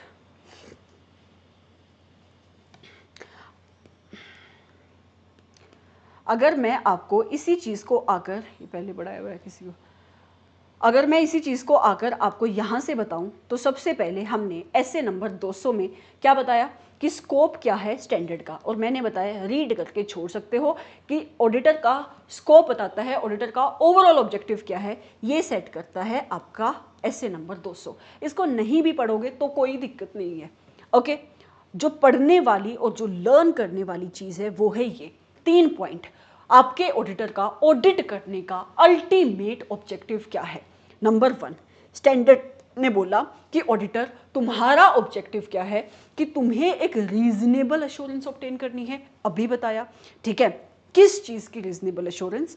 कि जो भी तुम फाइनेंशियल स्टेटमेंट चेक कर रहे हो वो financial statement as a whole should be free from material misstatement. वो मटेरियल मिसस्टेटमेंट जो ड्यू टू फ्रॉड हो सकती हैं या ड्यू टू एरर हो सकती हैं। ठीक है, ये लाइन एक ऐसे खत्म हुई, उसके बाद भी लाइन आगे चल रही है। अगर आप देखो तो इसके अंदर क्या लिखा है कि आपका ऑडिटर क्यों लेता है ये रीजनेबल अश्योरेंस? तो लाइन कहती है ताकि ये अश्योरेंस आपके ऑडिटर को एनेबल करे टू एक्सप्रेस एन ओपिनियन। उसकी जो भी अश्योरेंस होगी उसको बेस बनाकर उसको ओपिनियन देना है कि फाइनेंशियल स्टेटमेंट जो आपकी एंटिटी ने प्रिपेयर करी हैं are in all material respect as per the requirement of financial reporting framework. कि जो भी एंटिटी ने आपके फाइनेंशियल स्टेटमेंट बनाई है वो आपके फाइनेंशियल रिपोर्टिंग फ्रेमवर्क के अकॉर्डिंग बनाई है। तो क्या बोला स्टैंडर्ड ने? बोला कि ऑडिटर तुम्हारा ओवरऑल ऑब्जेक्टिव है कि तुम्हें रीजनेबल अश्योरेंस ऑब्टेन करनी है that financial statement as a whole are free from material misstatement, चाहे वो एरर से हो रही हैं चाहे वो फ्रॉड से हो रही हैं। क्यों लेनी है ऐसी एश्योरेंस? ताकि तुम ओपिनियन दे सको कि जो आपकी फाइनेंशियल स्टेटमेंट आपकी एंटिटी ने बनाई है वो फाइनेंशियल रिपोर्टिंग फ्रेमवर्क के अकॉर्डिंग है। इन शॉर्ट आपका ऑडिटर ओपिनियन दे सके कि financial statement true and fair view दे रही हैं। समझ में आया है पहला पॉइंट। दूसरा मैंने क्या बोला, आपके ऑडिटर को जो रीजनेबल एश्योरेंस मिल गई, क्या वो उसको अपने पास रख लेगा या उसको रिपोर्ट बना के इशू करेगा। तो स्टैंडर्ड कहता है दूसरा ऑब्जेक्टिव तुम्हारा यही है कि तुम्हें रिपोर्ट बनानी है फाइनेंशियल स्टेटमेंट पे, और बना के अपने पास नहीं रख लेनी है, उसकी कम्युनिकेशन करनी है। कैसे करोगी, क्या क्या चीज़ें तुम्हें इंक्लूड करनी है, उसकी ड्राफ्टिंग कैसे होगी, ये सब कुछ तुम्हें स्टैंडर्ड बताएंगे। और स्टैंडर्ड मतलब 700 की सीरीज तुम्हें बताएगी, राइट। और फिर मैंने आपको अभी अभी दो बहुत ज़्यादा इंपॉर्टेंट पॉइंट बताए। कौन सा, कि कई बार ऐसा होगा कि आपका ऑडिटर रीजनेबल एश्योरेंस ऑब्टेन नहीं कर पाएगा एंड उसकी जजमेंट के अकॉर्डिंग क्वालिफाइड ओपिनियन देना भी इनसफिशिएंट होगा। उस केस में स्टैंडर्ड कहता है, स्टैंडर्ड रिक्वायर्स, स्टैंडर्ड ये ऑब्लिगेशन डालता है ऑडिटर के ऊपर, ऑडिटर तुम क्या करोगे, डिस्क्लेमर ऑफ ओपिनियन इशू करोगे या फिर you can withdraw from the engagement. जहां पे विदड्रॉवल लीगली परमिटेड है, लॉ और रेगुलेशन इसकी परमिशन देते हैं। तो ये 3 पॉइंट क्या आपको याद हुए, यस और नो? ये 3 पॉइंट आपको याद भी होने चाहिए, ठीक है। अब आ जाते हैं वापस से यहीं पे। अब आपके ऑडिटर के ऊपर स्टैंडर्ड ने ऑब्जेक्टिव तो सेट कर दिया, स्टैंडर्ड यहाँ पे रुका नहीं। स्टैंडर्ड ने बोला रुको, मैंने तुम्हें बता दिया कि तुम्हें पहुंचना कहाँ पे है, तुम घबराओ मत, मैं तुम्हें ये भी बताऊंगा कि तुम वहां तक पहुंचोगे कैसे। तुम्हें अगर अपने ओवरऑल ऑब्जेक्टिव को अचीव करना है तो तुम्हें किन किन चीज़ों का ध्यान रखना है। स्टैंडर्ड ने बोला कि सबसे पहले जो तुम्हारे एथिक्स ने, इंस्टीट्यूट के कोड ऑफ एथिक्स ने तुम्हारे ऊपर एथिकल रिक्वायरमेंट लगाई है ऑडिटर, तुम्हें उसका कंप्लायंस को इंश्योर करना है जब तुम ऑडिट करोगे। मतलब सबसे पहली रिक्वायरमेंट इंस्टीट्यूट के कोड ऑफ एथिक्स ने क्या लगाई, ethical requirements, that is integrity. मतलब ये पॉइंट कहता है कि आपका ऑडिटर ऑडिट करते वक्त ऑनेस्ट रहेगा, अनबाइज्ड रहेगा, इंटीग्रिटी के साथ उसको ऑडिट करनी है। दूसरी बात, दूसरी एथिकल रिक्वायरमेंट इज ऑब्जेक्टिविटी। इन सारी चीज़ों को डिटेल में प्रोफेशनल एथिक्स में भी तुम पढ़ोगे। ऑब्जेक्टिविटी का मतलब हुआ अनबाइज्ड रह के आपको काम करना है, मतलब कि आप बाइज्ड नहीं हो सकते किसी भी क्लाइंट को लेकर, ठीक है। तीसरा, ऑडिटर जब भी ऑडिट करेगा कंपिटेंस के साथ ऑडिट करेगा, उसको अपनी नॉलेज को टाइम टू टाइम अपडेट करते रहना है। ऑडिट करते वक्त वो डिलीजेंस को एक्सरसाइज करेगा, ड्यू डिलीजेंट, मतलब वो ड्यू केयर के साथ अपनी ऑडिट को करेगा, प्रोफेशनल स्केप्टिसिज्म को वो मेंटेन करते हुए काम करेगा। फिर कहता है कॉन्फिडेंशियलिटी को उसको इंश्योर करना है, जो भी इंफॉर्मेशन उसको ऑडिट करते वक्त अपने क्लाइंट के बारे में पता लगी, उस इंफॉर्मेशन को वो डिस्क्लोज नहीं करेगा जब तक लॉ या रेगुलेशन उसको नहीं बोलते या फिर क्लाइंट परमिट नहीं करता, ठीक है। आपका ऑडिटर जब ऑडिट करता है, अपने क्लाइंट की फाइनेंशियल इंफॉर्मेशन चेक करता है, उसको बहुत सारी ऐसी चीज़ें पता लगती हैं जो नॉर्मली पब्लिक को नहीं पता होती। फॉर एग्जांपल आप रिलायंस की ऑडिट कर रहे हो, तो रिलायंस कंपनी की जब आप ऑडिट करोगे, मैनेजमेंट से आपको 100 चीज़ें पता लगेंगी। आपकी फाइनेंशियल स्टेटमेंट जब आप चेक करोगे, वहाँ से आपको 100 चीज़ें पता लगेंगी जो नॉर्मली आपकी पब्लिक को नहीं पता है। बट इसका मतलब ये नहीं कि आपको पता लगी तो आप जाके बता दो, ठीक है, क्योंकि आपकी एथिक्स ने आपको बोला है जो भी तुम्हें पता लगा तुम्हें अपने पास रखना है ऑडिटर, अनलेस तुम्हारा क्लाइंट खुद कहता है यार बता दे, मेरे को कोई फर्क नहीं पड़ता। तो जिसकी इंफॉर्मेशन है अगर उसको ही फर्क नहीं पड़ता तो उस केस में तुम डिस्क्लोज कर सकते हो। दूसरा अगर कोई लॉ, कोई कानून तुमसे कहता है कि मुझे ये इंफॉर्मेशन दे, तो उस केस में तुम्हें डिस्क्लोज करना पड़ेगा, राइट। अगला प्रोफेशनल बिहेवियर, कि जब भी तुम काम करोगे प्रोफेशनल बिहेवियर को मेंटेन करते हुए तुम्हें अपने काम को करना है। प्रोफेशनल बिहेवियर मतलब हमेशा अपनी जजमेंट को यूज करो, हमेशा अलर्ट रहो कि जो भी एथिकल रिक्वायरमेंट तुम्हारे इंस्टीट्यूट ने तुम्हारे ऊपर लगाई है, क्या तुम उसका कंप्लायंस कर रहे हो या नहीं कर रहे हो, राइट। उसके साथ साथ इन एथिकल रिक्वायरमेंट्स के अलावा भी तुम्हें किस चीज़ को इंश्योर करना है, वो है इंडिपेंडेंस। मतलब ऑडिटर इंडिपेंडेंट होगा, तुम्हारे ऑडिटर का क्लाइंट का कोई रिश्ता नहीं हो सकता। देखने में भी वो इंडिपेंडेंट होगा अपीयरेंस में, और माइंड से भी इंडिपेंडेंट होना चाहिए। ऐसा नहीं होना चाहिए कि तुम्हारा क्लाइंट इस पोजीशन पे है कि तुम्हारे ऑडिटर के डिसीजन को वो अफेक्ट कर सकता है इमोशनली, मेंटली, फाइनेंशियली, किसी भी वे से। ठीक है, तो ये एथिकल रिक्वायरमेंट आपके इंस्टीट्यूट ने लगाई पहली। ठीक है, अगर इसी चीज को आके मैं यहां से आपको पढ़ाऊं कि सबसे पहले रिक्वायरमेंट स्टैंडर्ड क्या सेट कर रहा है, वो है एथिकल रिक्वायरमेंट्स। क्या कहता है ये पॉइंट कि ऑडिटर के ऊपर लगेगी एथिकल रिक्वायरमेंट्स इंक्लूडिंग इंडिपेंडेंस, जब भी वो ऑडिट करेगा फाइनेंशियल स्टेटमेंट की। ओके, एथिकल रिक्वायरमेंट कौन कौन से लगाई आपके इंस्टीट्यूट के कोड ऑफ एथिक्स ने? नंबर 1 इज इंटीग्रिटी, मैंने मतलब आपको बताया ऑनेस्टी के साथ उसको ऑडिट करनी है। नंबर 2 इज ऑब्जेक्टिविटी, अनबाइज्ड रह के आपके ऑडिटर को ऑडिट करनी है। Number 3 is professional competence and due care, मतलब नॉलेज को अपडेट करते रहना है, कंपिटेंट होकर उसको ऑडिट करनी है, डिलीजेंस के साथ उसको काम करना है। नंबर 4 इज कॉन्फिडेंशियलिटी, जो भी इंफॉर्मेशन उसको अपने क्लाइंट के बारे में पता लगेगी उस इंफॉर्मेशन को वो डिस्क्लोज नहीं कर सकता। Number 5 is professional behaviour, right. तो ये सारी चीजें उसको इंश्योर करनी है। उसके बाद कहता है इंडिपेंडेंस आपकी माइंड की भी होनी चाहिए और इंडिपेंडेंस उसकी अपीयरेंस की भी होनी चाहिए। इंडिपेंडेंस को मेंटेन करना क्यों इंपॉर्टेंट है? ताकि आपका ऑडिटर ऑब्जेक्टिव रहकर, ऑब्जेक्टिव मतलब अनबाइजनेस के साथ ऑडिट कर सके, मतलब वो आपकी इंटीग्रिटी के साथ, ऑनेस्टी के साथ ऑडिट कर सके, राइट। ये सारी चीजें मैंने आपको ऑलरेडी बताई। उसके बाद स्टैंडर्ड से पूछे जाने वाला एक और इंपॉर्टेंट क्वेश्चन, जहां से आपको एग्जाम में क्वेश्चन पूछा जा सकता है, वो है प्रोफेशनल स्केप्टिसिज्म। ये पॉइंट क्या कहता है? स्टैंडर्ड कहता है ऑडिटर, मैंने तुम्हें क्या बोला? तो ऑडिटर ने बोला अभी तो आपने बताया ना कि रीजनेबल अश्योरेंस ले लूं कि financial statement as a whole are free from material misstatement और नॉट। तो स्टैंडर्ड ने कहा हाँ, लेकिन जब तुम ऑडिट करोगे ना, जब तुम इस ऑब्जेक्टिव की ओर बढ़ रहे होगे ना, तुम्हें प्रोफेशनल स्केप्टिसिज्म का एटीट्यूड मेंटेन करना है। मतलब तुम्हें हमेशा अलर्ट रहना है, जागरूक रहना है। तुम्हें हमेशा कैसे रहना? जागरूक। मतलब अगर तुम ऑडिट कर रहे हो और ऑडिट करते वक्त कोई ऐसी सिचुएशन तुम्हारे सामने आ जाए जिस सिचुएशन की वजह से तुम्हें ऐसा डाउट अराइज होता है कि हो सकता है कि दाल में कुछ काला है, मतलब हो सकता है कि फाइनेंशियल स्टेटमेंट में कुछ मटेरियल मिस स्टेटमेंट है, तो वहां पे तुम्हें बिल्कुल जागरूक हो जाना है, अलर्ट हो जाना है, क्वेश्चन पूछना शुरू करना है कि क्यों है, कैसे है, हाउ, व्हाट, व्हाई, व्हेन। आपके दिमाग में क्वेश्चन आने चाहिए।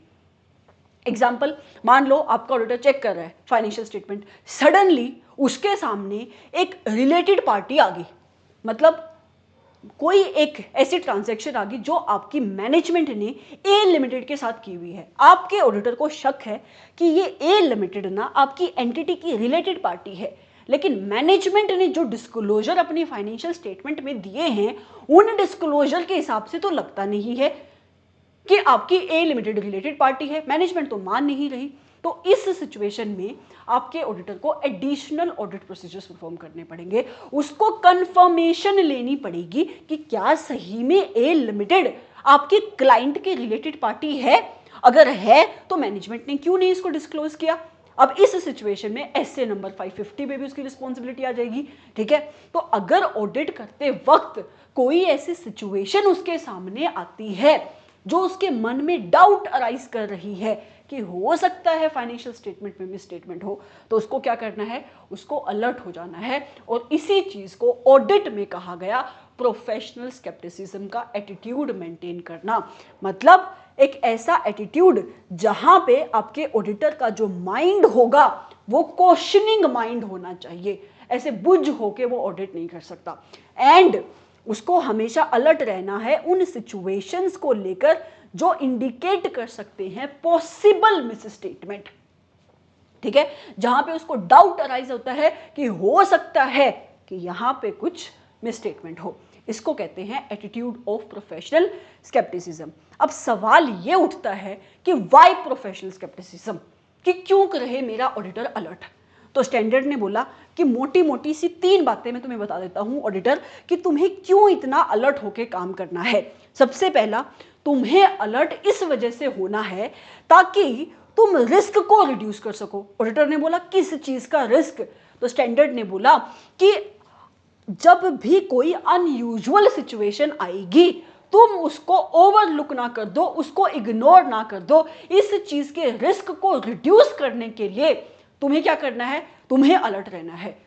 ऑडिटर ने बोला थोड़ा सा और समझाओ ये क्या मतलब अनयूजुअल सिचुएशन?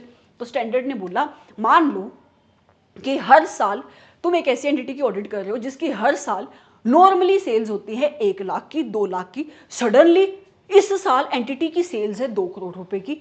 इतनी ज्यादा वेरिएशन, ठीक है। अब ऑडिटर ने क्या किया? ऑडिटर ने इनवॉइसेस चेक करे, वाउचर्स चेक करे सेल्स के, तो उसको सही लग रहा है सब कुछ, ठीक है। अगर तो उसने ओके कर दिया। एक ये ऑडिटर है जिसने ओके कर दिया।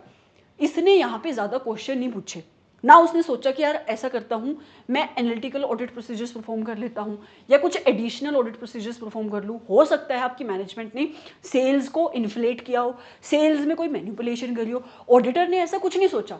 ऑडिटर ने सोचा चल ठीक है यार, इनवॉइसेस है मेरे पास, प्रूफ है, तो सेल्स ठीक है। इसको प्रोफेशनल स्केप्टिसिज्म का एटीट्यूड मेंटेन करना नहीं कहते, क्योंकि आपके ऑडिटर ने एक अनयूजुअल सिचुएशन को ओवरलुक कर दिया, इग्नोर कर दिया।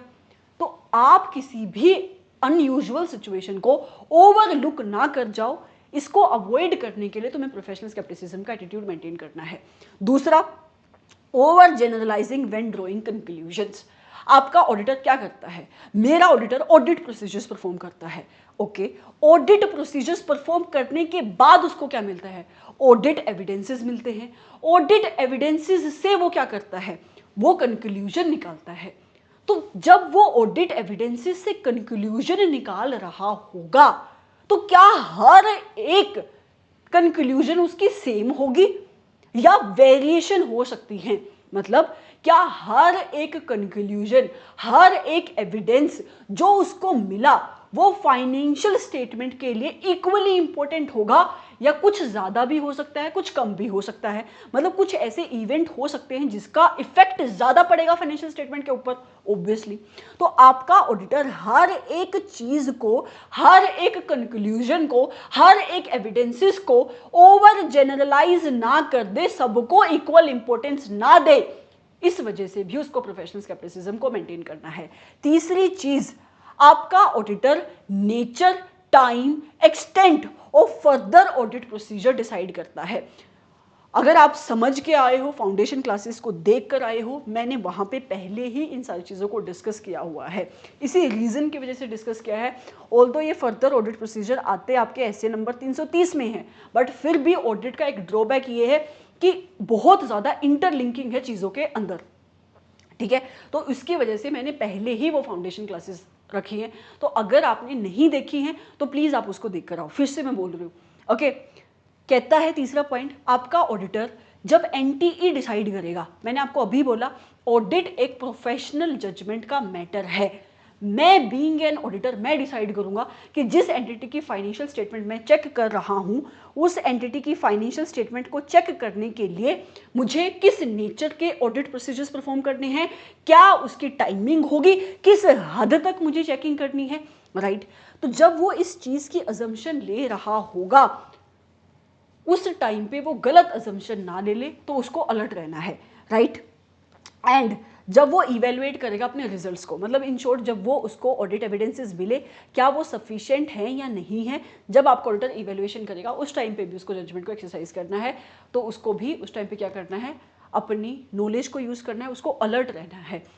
तो ये 3 रीजंस है जिसकी वजह से आपका ऑडिटर प्रोफेशनल स्केप्टिसिज्म को मेंटेन करेगा। नंबर 1 क्या है, in order to reduce the risk of overlooking the unusual situation, कि आपका ऑडिटर किसी भी सिचुएशन को इग्नोर ना कर दे, हर एक सिचुएशन को जनरलाइज ना करे।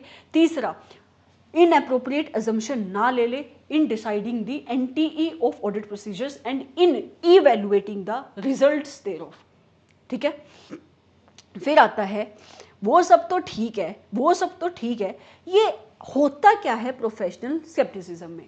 एग्जाम्पल्स हैं, यहाँ से क्वेश्चन पूछा जाता है, what is included in professional scepticism. मतलब आपने मुझे बोल दिया या मान लो मैं स्टैंडर्ड आपको कह रहा हूँ कि यार तेरे को ना प्रोफेशनल स्केप्टिसिज्म का एटीट्यूड मेंटेन करना है, इसमें होगा क्या, इसमें होगा अलर्ट रहना। वो सब तो ठीक है, अलर्ट किस चीज को लेकर रहना है, थोड़ा बहुत आइडिया तो दो। और आपके एसे ने 4 एग्जाम्पल्स दे दिए, ये एग्जाम्पल्स हैं किन चीजों को लेकर आपके ऑडिटर को अलर्ट रहना है। तो स्टैंडर्ड कहता है ऑडिटर तुम्हें उन ऑडिट एविडेंसेस को लेकर अलर्ट रहना है जो कॉन्ट्राडिक्टरी हो सकते हैं in relation to other audit evidences. मतलब मान लो आपके ऑडिटर ने सेम असर्शन के ऊपर असर्शन का मतलब भी बताया हुआ है फाउंडेशन क्लासेस में, मतलब जो रिप्रेजेंटेशन आपकी मैनेजमेंट करती है। आपके ऑडिटर ने सेम असर्शन के ऊपर 2 डिफरेंट टाइप के ऑडिट प्रोसीजर्स परफॉर्म करे, दोनों ही ऑडिट प्रोसीजर से उसको डिफरेंट टाइप के रिजल्ट मिले। अब इस सिचुएशन में उसको अलर्ट होना है कि ये कॉन्ट्राडिक्शन क्यों आ रही है। एग्जाम्पल सुनो, मान लो इन्वेंट्री कह रही है आपकी मैनेजमेंट मेरी बुक्स ऑफ अकाउंट में 2 करोड़ रुपए की इन्वेंट्री है। आपके ऑडिटर को इस इन्वेंट्री के ऊपर कंफर्ट लेना है, चेक करना है कि भाई क्या एक्चुअल में 2 करोड़ रुपए की है या कम ज्यादा की अमाउंट की है। आपके ऑडिटर ने इस असर्शन के ऊपर, इस पर्टिकुलर आइटम के ऊपर और इस अमाउंट के ऊपर कंफर्ट लेने के लिए पहला ऑडिट प्रोसीजर क्या परफॉर्म किया, उसने इंस्पेक्शन करी, उसने अकाउंट्स की चेकिंग करी, ठीक है, उसने इन्वेंटरी के रिकॉर्ड चेक करे, इसका पहला ऑडिट प्रोसीजर। दूसरा उसने फिजिकल वेरिफिकेशन करी। अब जो रिजल्ट उसको इंस्पेक्शन से मिले वो रिजल्ट डिफरेंट है फिजिकल वेरिफिकेशन से। सेम असर्शन के ऊपर 2 डिफरेंट टाइप के ऑडिट प्रोसीजर आपका ऑडिटर परफॉर्म कर रहा है और उसको डिफरेंट रिजल्ट मिल रहे हैं, कॉन्ट्राडिक्शन मिल रही है। तो कहता है प्रोफेशनल स्केप्टिसिज्म को मेंटेन करने का मतलब ही यही है कि ऑडिटर तुम्हें अलर्ट हो जाना है कि ये जो तुम्हें एविडेंसेस मिले ऑडिट प्रोसीजर्स को परफॉर्म करके, इन दोनों एविडेंसेस में कॉन्ट्राडिक्शन क्यों आ रही है। दूसरा, उन इंफॉर्मेशन को लेकर जो आपकी मैनेजमेंट की दी हुई इंफॉर्मेशन के ऊपर, मैनेजमेंट की दी हुई इंफॉर्मेशन की रिलायबिलिटी के ऊपर शक डाल रही है, एंड जो आपने आपकी मैनेजमेंट से क्वेश्चन पूछे और मैनेजमेंट का जो जवाब आया, आपको उस जवाब से सेटिस्फेक्शन नहीं है, आपको क्वेश्चन अराइज हो रहे हैं, उसको भी उस टाइम पे भी तुम्हें प्रोफेशनल स्केप्टिसिज्म को यूज करना है। मतलब देखो, तुमने बोला मैनेजमेंट मुझे सेल्स की चेकिंग करनी है, मैनेजमेंट कहती है ठीक है ले लो ये रे इनवॉइस, ठीक है चेक कर लो, ये मेरे सेल्स के इनवॉइसेस हैं, ठीक है बिल्स उसने दे दिए। ऑडिटर चेक कर रहा था 1 2 3 4 5 ऐसे बिल्स नंबर हैं, ठीक है, सडनली 6 मिसिंग है, आगे 7 8 9 9th बिल के अंदर बहुत सारी कटिंग हो रखी है, ओवर राइटिंग है। अब ये क्या है, जो इन्फॉर्मेशन तुम्हारी मैनेजमेंट दे रही है उसकी रिलायबिलिटी के ऊपर शक है ना कि क्या ये सही है या इसमें कुछ गलती है, ये बीच वाला इनवॉइस कहां पे चला गया, इसमें कटिंग क्यों है, ठीक है। तो इस केस में भी ऑडिटर को प्रोफेशनल स्केप्टिसिज्म को यूज करना है।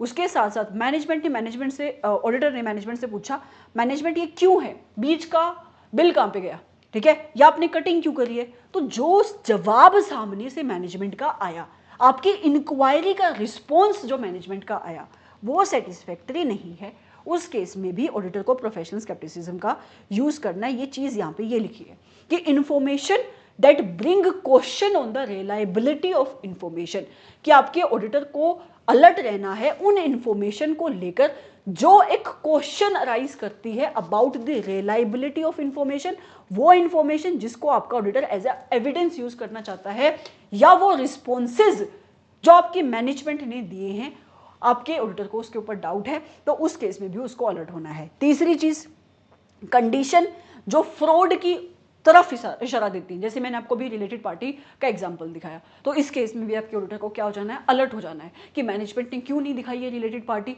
क्या इसके साथ उसने ऐसी कोई ट्रांजैक्शन करी है जिसमें फ्रॉड है। उसके बाद वो सर्कमस्टांसेस जो सजेस्ट करते हैं audit procedures in addition to required by the SAs. मतलब देखो, हर एक स्टैंडर्ड आपके ऑडिटर के ऊपर कोई ना कोई रिस्पॉन्सिबिलिटी डालेगा ही डालेगा, ठीक है। अब कई बार ऐसा होगा कि सिचुएशन ऐसी है कि आपके ऑडिटर को कुछ और काम भी करने पड़ेंगे, एडिशनल ऑडिट प्रोसीजर्स भी परफॉर्म करने पड़ेंगे जो स्टैंडर्ड में नहीं लिखे हुए हैं।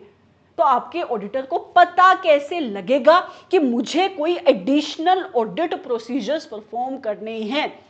Professional scepticism. ठीक है, यहां पे भी वो अपनी प्रोफेशनल स्केप्टिसिज्म को यूज करेगा। तो प्रोफेशनल स्केप्टिसिज्म के कुल मिलाकर 3 टॉपिक। सबसे पहले मतलब क्या? मतलब उसको अलर्ट रहना है उन सिचुएशंस को लेकर जो इंडिकेशन देती हैं कि फाइनेंशियल स्टेटमेंट्स में मटेरियल मिसस्टेटमेंट है, प्लस आपके ऑडिटर का क्वेश्चनिंग माइंड होना चाहिए। क्यों है प्रोफेशनल स्केप्टिसिज्म? 3 पॉइंट, ताकि वो रिस्क को रिड्यूस कर सके। किस चीज का रिस्क? नंबर 1, ओवरलुक ना कर दे वो किसी अनयूजुअल सिचुएशन को, ओवर जनरलाइज ना कर दे अपनी कंक्लूजन को, और इनएप्रोप्रिएट अजम्पशन ना ले ले जब वो अपने एनटीई डिसाइड करेगा ऑडिट प्रोसीजर्स के, और जब वो उनकी इवैल्यूएशन करेगा। अब आता है वो एग्जांपल्स दो जहां पे ऑडिटर को प्रोफेशनल स्केप्टिसिज्म मेंटेन करनी है। यहां पे आपके 4 एग्जांपल। नंबर 1, ऐसे ऑडिट एविडेंसेस जो कॉन्ट्राडिक्शन अराइज कर रहे हैं, जो कॉन्ट्राडिक्टरी हैं नेचर में। दूसरा क्या? जहां पे इंडिकेशन आ रही है फ्रॉड की, जहां पे आपकी ऑडिटर को डाउट है on the reliability of information, या फिर वो रिस्पॉन्सेज जो आपके ऑडिटर ने इंक्वायरी करी मैनेजमेंट से और उसको सामने से रिस्पॉन्स मिला, या जहां पे आपके ऑडिटर को ये डिसीजन लेना है कि क्या उसको एडिशनल ऑडिट प्रोसीजर्स परफॉर्म करने की जरूरत है in addition to the audit procedures required by standard. इन सारी ही सिचुएशंस में उसको प्रोफेशनल स्केप्टिसिज्म का एटीट्यूड मेंटेन करना है। ठीक है, फिर आता है एक और पॉइंट। स्टैंडर्ड कहता है यार तुमने कर लिया एथिकल रिक्वायरमेंट का कंप्लाइंस, तुमने कर लिया प्रोफेशनल स्केप्टिसिज्म का एटीट्यूड मेंटेन, इसके साथ साथ भी तुम्हें एक चीज का ध्यान रखना है, और वो है प्रोफेशनल जजमेंट का।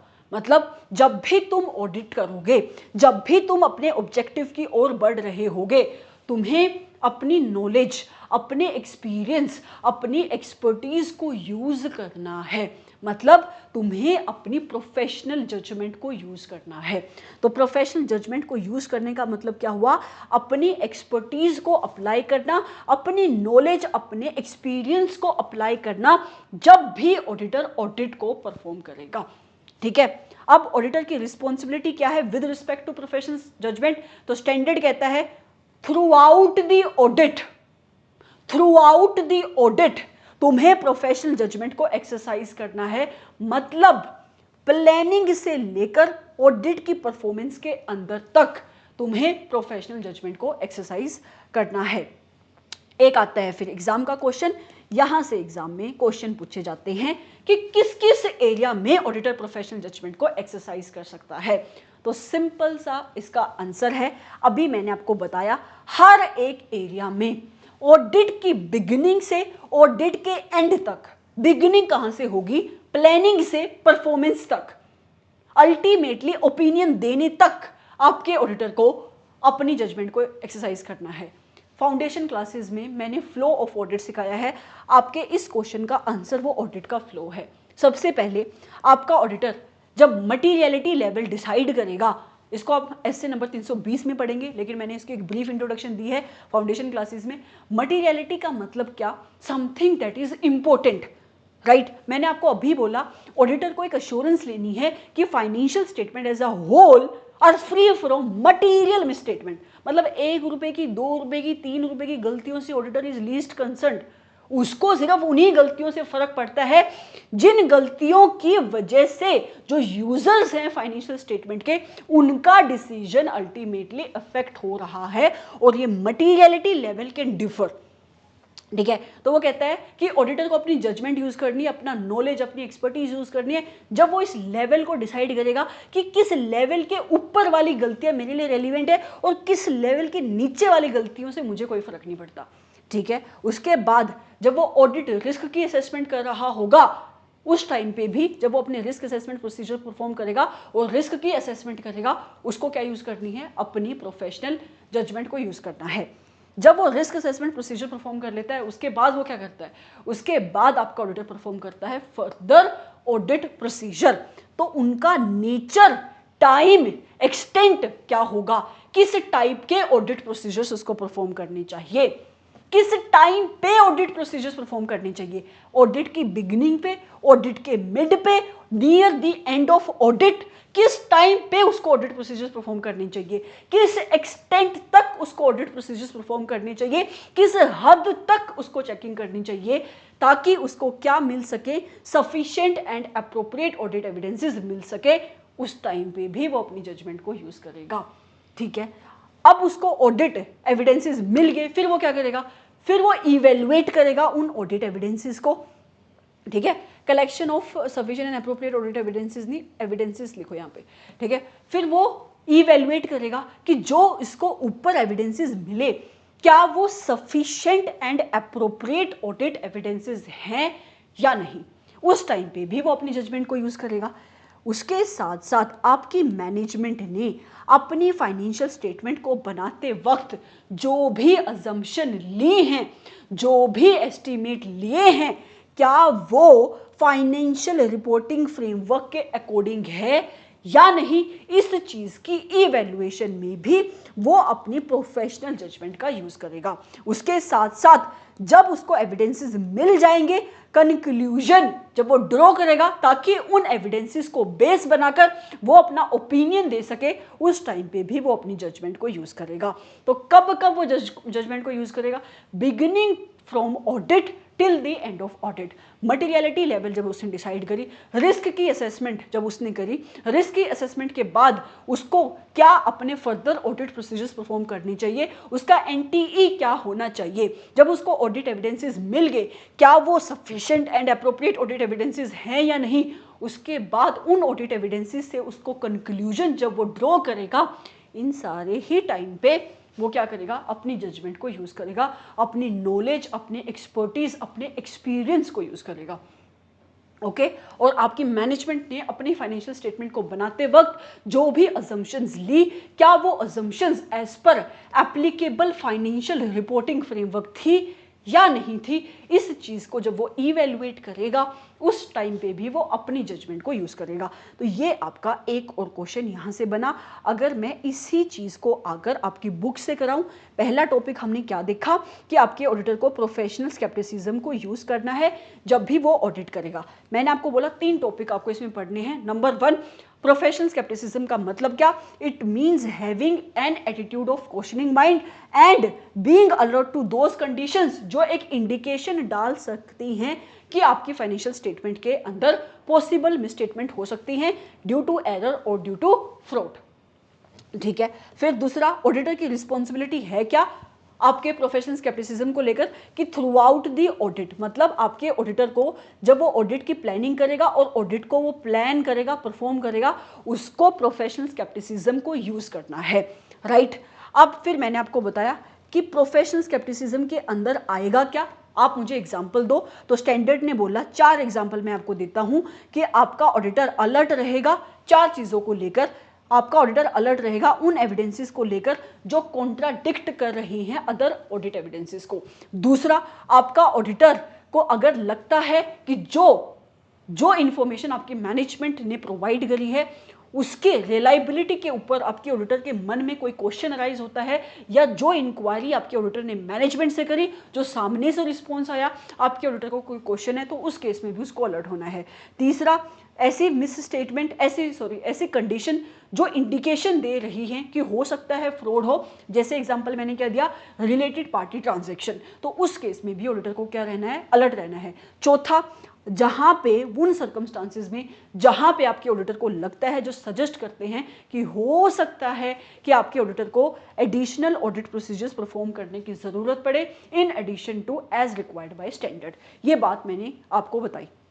तीसरा पॉइंट मैंने आपको क्या बोला कि क्यों है जरूरत आपके ऑडिटर को प्रोफेशनल स्केप्टिसिज्म को मेंटेन करने की थ्रू आउट दी ऑडिट, ताकि आपका ऑडिटर 3 चीजों के रिस्क को रिड्यूस कर सके। Number 1, risk of overlooking the unusual circumstances. दूसरा, over generalising when drawing the conclusions. And तीसरा, यूजिंग द इनएप्रोप्रिएट अजम्पशंस, जब आपका ऑडिटर एनटीई डिसाइड करता है अपने ऑडिट प्रोसीजर्स के और अल्टीमेटली इवेल्युएट करता है जो भी उसके ऑडिट प्रोसीजर्स के रिजल्ट होते हैं। इन शॉर्ट, जब भी वो इवेल्युएशन करता है अपने ऑडिट एविडेंसेस की। समझ में आया तुम्हें? फिर आगे बढ़ के मैंने क्या बताया, मैंने नहीं, आपके स्टैंडर्ड ने ही बोला कि ऑडिटर को प्रोफेशनल जजमेंट का एटीट्यूड भी मेंटेन करना है। नंबर 1 मतलब क्या है प्रोफेशनल जजमेंट के एटीट्यूड को मेंटेन करना? इसका मतलब है कि आपका ऑडिटर जब भी ऑडिट करेगा, auditor will apply the relevant training, knowledge and experience within the context provided by auditing, accounting and ethical standard। मतलब ऑडिटर को ऑडिट करनी है कैसे? आपके ऑडिट में जो भी बातें लिखी हैं स्टैंडर्ड्स में, अकाउंटिंग स्टैंडर्ड्स में जो भी बातें लिखी हैं, जो भी उसके एथिकल स्टैंडर्ड हैं, लेकिन अपनी नॉलेज ट्रेनिंग को यूज करते हुए, right, in making the informed decisions about the courses of actions that are appropriate in these circumstances of audit engagement। मतलब कि जब भी वो काम करेगा उसको किस सिचुएशन में कैसे एक्ट करना है, उस सिचुएशन में उसको कैसे एक्ट करना है, इस चीज़ के लिए उसको अपनी रेलिवेंट ट्रेनिंग, नॉलेज, एक्सपीरियंस को यूज़ करना है। लेकिन ये नॉलेज, वो एक्सपीरियंस किसके फ्रेमवर्क के अंदर रहते हुए यूज़ करेगा? जो भी उसके ऑडिटिंग के स्टैंडर्ड्स हैं, एथिकल रिक्वायरमेंट्स हैं, आपके अकाउंटिंग के स्टैंडर्ड है। In simple words professional judgement का मतलब होता है एप्लीकेशन ऑफ नॉलेज, एक्सपीरियंस, अपनी एक्सपर्टीज। ऑडिटर की रिस्पॉन्सिबिलिटी क्या है कि किन किन एरिया में उसको प्रोफेशनल जजमेंट को एक्सरसाइज करना है। यहाँ से क्वेश्चन बनता है एग्जाम का, ये आपको लर्न करना है, ये भी आपको लर्न करना है, मीनिंग इसको आप पढ़ के छोड़ सकते हो। मैं आपको पढ़ के बता देती हूँ, इसमें याद करने वाला कुछ भी है ही नहीं, आप पढ़ोगे आपको याद हो जाएगा। ऑडिटर की रिस्पॉन्सिबिलिटी ये है, पहला पॉइंट, ऑडिटर को प्रोफेशनल जजमेंट को यूज करना है। कब करना है? Planning and performing of an audit. मतलब throughout the audit professional judgement needs to be exercised throughout the audit. दूसरी रिस्पॉन्सिबिलिटी इसकी ये है। तीसरी, exercise of professional judgement in any particular case is based on the fact and circumstances that are known by the auditor. कहता है professional judgement को exercise करना situation to situation differ करेगा, हर एक सिचुएशन के फैक्ट के ऊपर डिपेंड करेगा कि आपका ऑडिटर कैसे रिएक्ट करेगा। वो तो हमें भी पता है, तभी तो वो जजमेंट है ना, ठीक है। तो ये बात है। फिर आता है कि कौन कौन से एरियाज में आपका ऑडिटर प्रोफेशनल जजमेंट को एक्सरसाइज करेगा। इसको तुम सेल्फ कर लेना, क्योंकि 50 बार मैंने फ्लो ऑफ ऑडिट बता दिया है और अभी मैं आपको फ्लो ऑफ ऑडिट ही बता के आई, ठीक है। इसमें सेल्फ वाला कुछ नहीं, मैंने 5 बार बता ही दिया अभी भी। ओके, वही 5 पॉइंट यहाँ पे लिखे हैं जो मैंने अभी आपको चार्ट में बताए। Sufficient and appropriate audit evidences, इसको तुम यहाँ पे छोड़ सकते हो रीड करके। क्यों छोड़ सकते हो? स्टैंडर्ड ने, क्योंकि इस चीज़ को हम ऐसे नंबर 500 में बहुत डिटेल में डिस्कस करने वाले हैं। ओके, बस मैं इसकी रेलिवेंस बता देती हूँ। इसकी रेलिवेंस है क्या?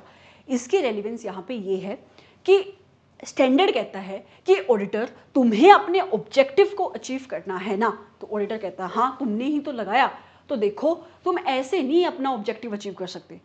तो ऑडिटर ने बोला क्यों नहीं अचीव कर सकता? क्योंकि तुम्हारा ऑब्जेक्टिव है क्या? मेरा ऑब्जेक्टिव है कि मुझे रीजनेबल एश्योरेंस ऑब्टेन करनी है। वो तो ठीक है, पर तुमने प्लान क्या किया है कि तुम कैसे ऑब्टेन करोगे रीजनेबल एश्योरेंस? तो ऑडिटर कहता है मैं काम करूंगा जाके। काम करोगे मतलब मैं कुछ ऑडिट प्रोसीजर्स परफॉर्म करूंगा। अच्छा, ऑडिट प्रोसीजर्स को परफॉर्म करने से तुम्हें क्या मिलेगा? मुझे ऑडिट एविडेंसेस मिलेंगे। तो स्टैंडर्ड कहता है सिर्फ ऑडिट एविडेंसेस नहीं सर, तुम्हारे पास क्या होनी चाहिए? Sufficient and appropriate audit evidences होनी चाहिए।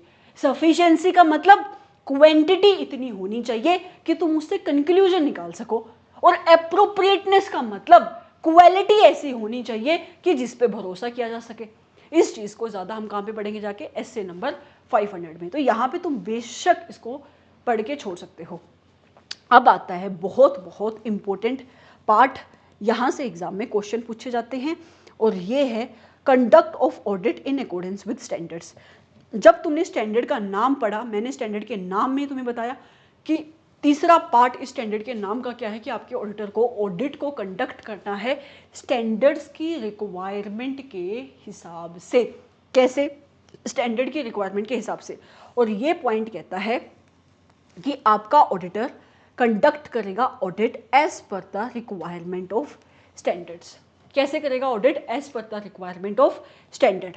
और ये कहता है, ये पॉइंट कहता है कि आपके ऑडिटर को जो भी स्टैंडर्ड्स ने बोल दिया उस स्टैंडर्ड की कंप्लाइंस करनी है, उस स्टैंडर्ड की रिक्वायरमेंट के साथ कंप्लाई करना है, ठीक है। अगर कोई पर्टिकुलर स्टैंडर्ड रेलिवेंट है in a particular situation addressed in that standard. अब इसका क्या मतलब हुआ, हर एक स्टैंडर्ड तुम्हारी ऑडिट के ऊपर अप्लाई नहीं होगा। क्यों नहीं होगा? मान लो मैं एक ऐसी एंटिटी की ऑडिट कर रहा हूं जिस एंटिटी के अंदर इंटरनल ऑडिट फंक्शन है ही नहीं, इंटरनल ऑडिट की डिपार्टमेंट ही नहीं है, तो वहां पे जो एसए नंबर 610 ऑडिटर के ऊपर रिस्पॉन्सिबिलिटी लगाता है in relation to using the work of internal audit function, वो कैसे अप्लाई होगा? या एसए नंबर 402 सर्विस ऑर्गेनाइजेशन, जहां पे आपकी जो एंटिटी है, क्लाइंट है, वो नहीं कर रहा अपनी किसी सर्विस को आउटसोर्स, तो वहां पे वो स्टैंडर्ड की रिक्वायरमेंट नहीं लगेगी। आपके ऑडिटर को स्टैंडर्ड की रिक्वायरमेंट के साथ कंप्लाई करना है, लेकिन वहां पे जहां पे वो स्टैंडर्ड अप्लाई होता है, राइट। और आपके ऑडिटर को पूरे के पूरे स्टैंडर्ड के टेक्स्ट की नॉलेज होनी चाहिए, application part including the explanatory part. इसका क्या मतलब हुआ, पहले आपकी स्टैंडर्ड की पूरी प्रोनाउंसमेंट की बुक होती थी, अब तो आपके चैप्टर के अंदर जो स्टैंडर्ड है, अगर आपने पढ़ा हो, उसके अंदर स्टैंडर्ड के 2 हिस्से होते हैं, एप्लीकेशन पार्ट एंड देन उसके एक्सप्लेनेटरी पार्ट। तो आपके उसके ऑडिटर को पूरे के पूरे स्टैंडर्ड की नॉलेज होनी चाहिए, पूरा जो टेक्स्ट लिखा हो स्टैंडर्ड के अंदर उसकी नॉलेज होनी चाहिए। उसके साथ साथ आपका ऑडिटर स्टेट नहीं करेगा compliance with the standard unless complied. इसका क्या मतलब हुआ, जब आपका ऑडिटर रिपोर्ट बनाएगा ना, इसको आप एसए नंबर 700 में जाकर भी सीखोगे कि जब आपका ऑडिटर रिपोर्ट बनाएगा उस टाइम पे उसको अपनी रिपोर्ट के अंदर लिखना पड़ता है उसकी रिस्पॉन्सिबिलिटीज में, that I have conducted this audit in compliance with the standard. तो जब तक उसने एक्चुअल में कंप्लाई नहीं किया तब तक वो रिपोर्ट में नहीं लिखेगा कि मैंने कंप्लायंस किया है, राइट। उसके बाद हर एक इंडिविजुअल स्टैंडर्ड भी आपके ऑडिटर के ऊपर एक ऑब्जेक्टिव सेट करता है। तो आपके ऑडिटर को अगर अपना ओवरऑल ऑब्जेक्टिव अचीव करना है, ओवरऑल ऑब्जेक्टिव उसको किसने बताया, एसए नंबर 200 ने बताया।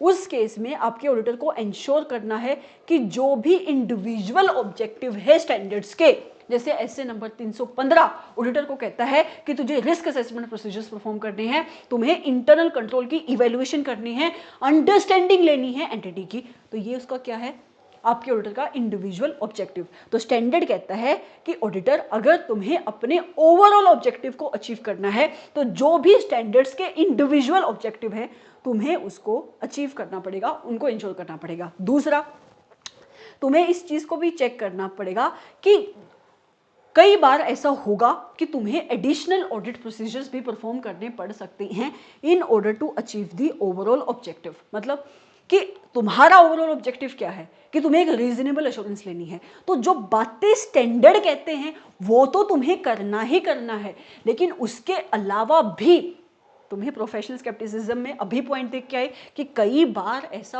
होगा कि तुम्हें एडिशनल ऑडिट प्रोसीजर्स परफॉर्म करने पड़ेंगे in order to achieve the overall objective. उसके साथ साथ आपके ऑडिटर को sufficient and appropriate audit evidences उसको मिले या नहीं मिले, इसकी इवैल्यूएशन भी करनी पड़ेगी इन ऑर्डर टू इंश्योर कि जो उसका अल्टीमेट ऑब्जेक्टिव है that has been achieved, right.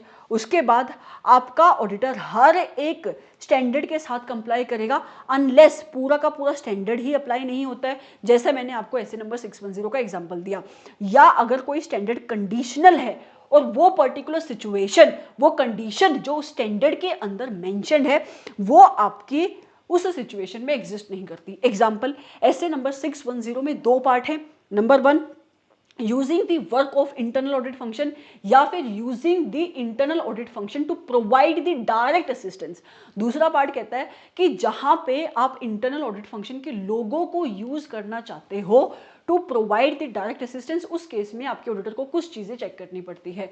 तो जहां पे आपका ऑडिटर यूज ही नहीं कर रहा है इंटरनल ऑडिट फंक्शन के लोगों को to provide the direct assistance, तो उस केस में जो कंडीशन, जो रिक्वायरमेंट आपके ऑडिटर के ऊपर लगनी चाहिए जब वो यूज करेगा डायरेक्ट असिस्टेंस को, वो अप्लाई नहीं होगी। तो कहता है कि आपको हर एक हाल में स्टैंडर्ड का कंप्लायंस इंश्योर करना है अनलेस वो पूरा का पूरा स्टैंडर्ड ही अप्लाई नहीं होता, या फिर अगर वो स्टैंडर्ड कंडीशनल है तो जो स्टैंडर्ड के अंदर पर्पस है वो अप्लाई नहीं हो रही, राइट। और फिर कहता है कि कई बार ऐसा होगा ऑडिटर कि तुम डिपार्ट भी करोगे, तुम डेविएट करोगे, जो ऑब्जेक्टिव तुम्हारे स्टैंडर्ड के अंदर लिखा है उस केस में तुम्हें एडिशनल ऑडिट प्रोसीजर्स परफॉर्म करने पड़ेंगे ताकि तुम अपने स्टैंडर्ड के ऑब्जेक्टिव को अचीव कर सको।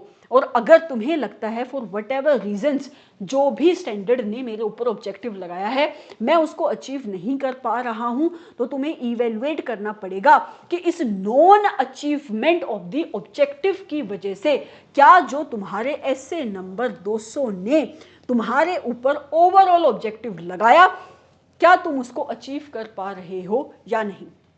ठीक है, अगर नहीं कर पा रहे, फेलियर है, उस केस में तुम्हें इवेलुएट करना पड़ेगा क्या इस नॉन अचीवमेंट की वजह से तुम्हें अपनी ऑडिट रिपोर्ट को मॉडिफाई करना है या विड्रॉ करना है ऑडिट एंगेजमेंट से। राइट, अगर मैं इस चीज़ को समराइज करूं दोबारा से तो स्टैंडर्ड सिंपल सी बात कहता है ऑडिट करनी है तो स्टैंडर्ड के हिसाब से करनी है। तुम्हें कंप्लायंस करना है जो भी स्टैंडर्ड्स तुम्हारे ऊपर अप्लाई होते हैं उसका, अनलेस पूरा का पूरा स्टैंडर्ड ही अप्लाई नहीं होता क्योंकि वो सिचुएशन नहीं एग्जिस्ट करती, या स्टैंडर्ड कंडीशनल है और वो कंडीशन नहीं एग्जिस्ट करती।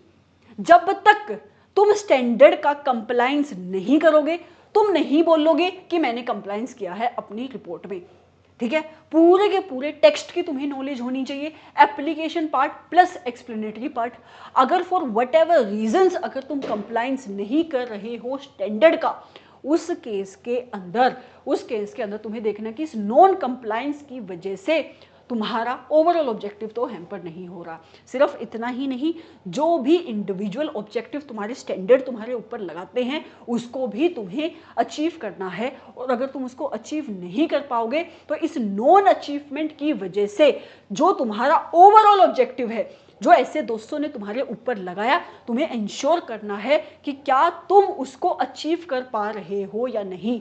अगर नहीं कर पा रहे हो उस केस में तुम्हें इस चीज़ के इफेक्ट को इवेलुएट करना है कि तुम्हारी रिपोर्ट के ऊपर क्या इफेक्ट पड़ रहा है, या तुम्हें अपनी ऑडिट एंगेजमेंट से विड्रॉ करने की नीड तो नहीं है।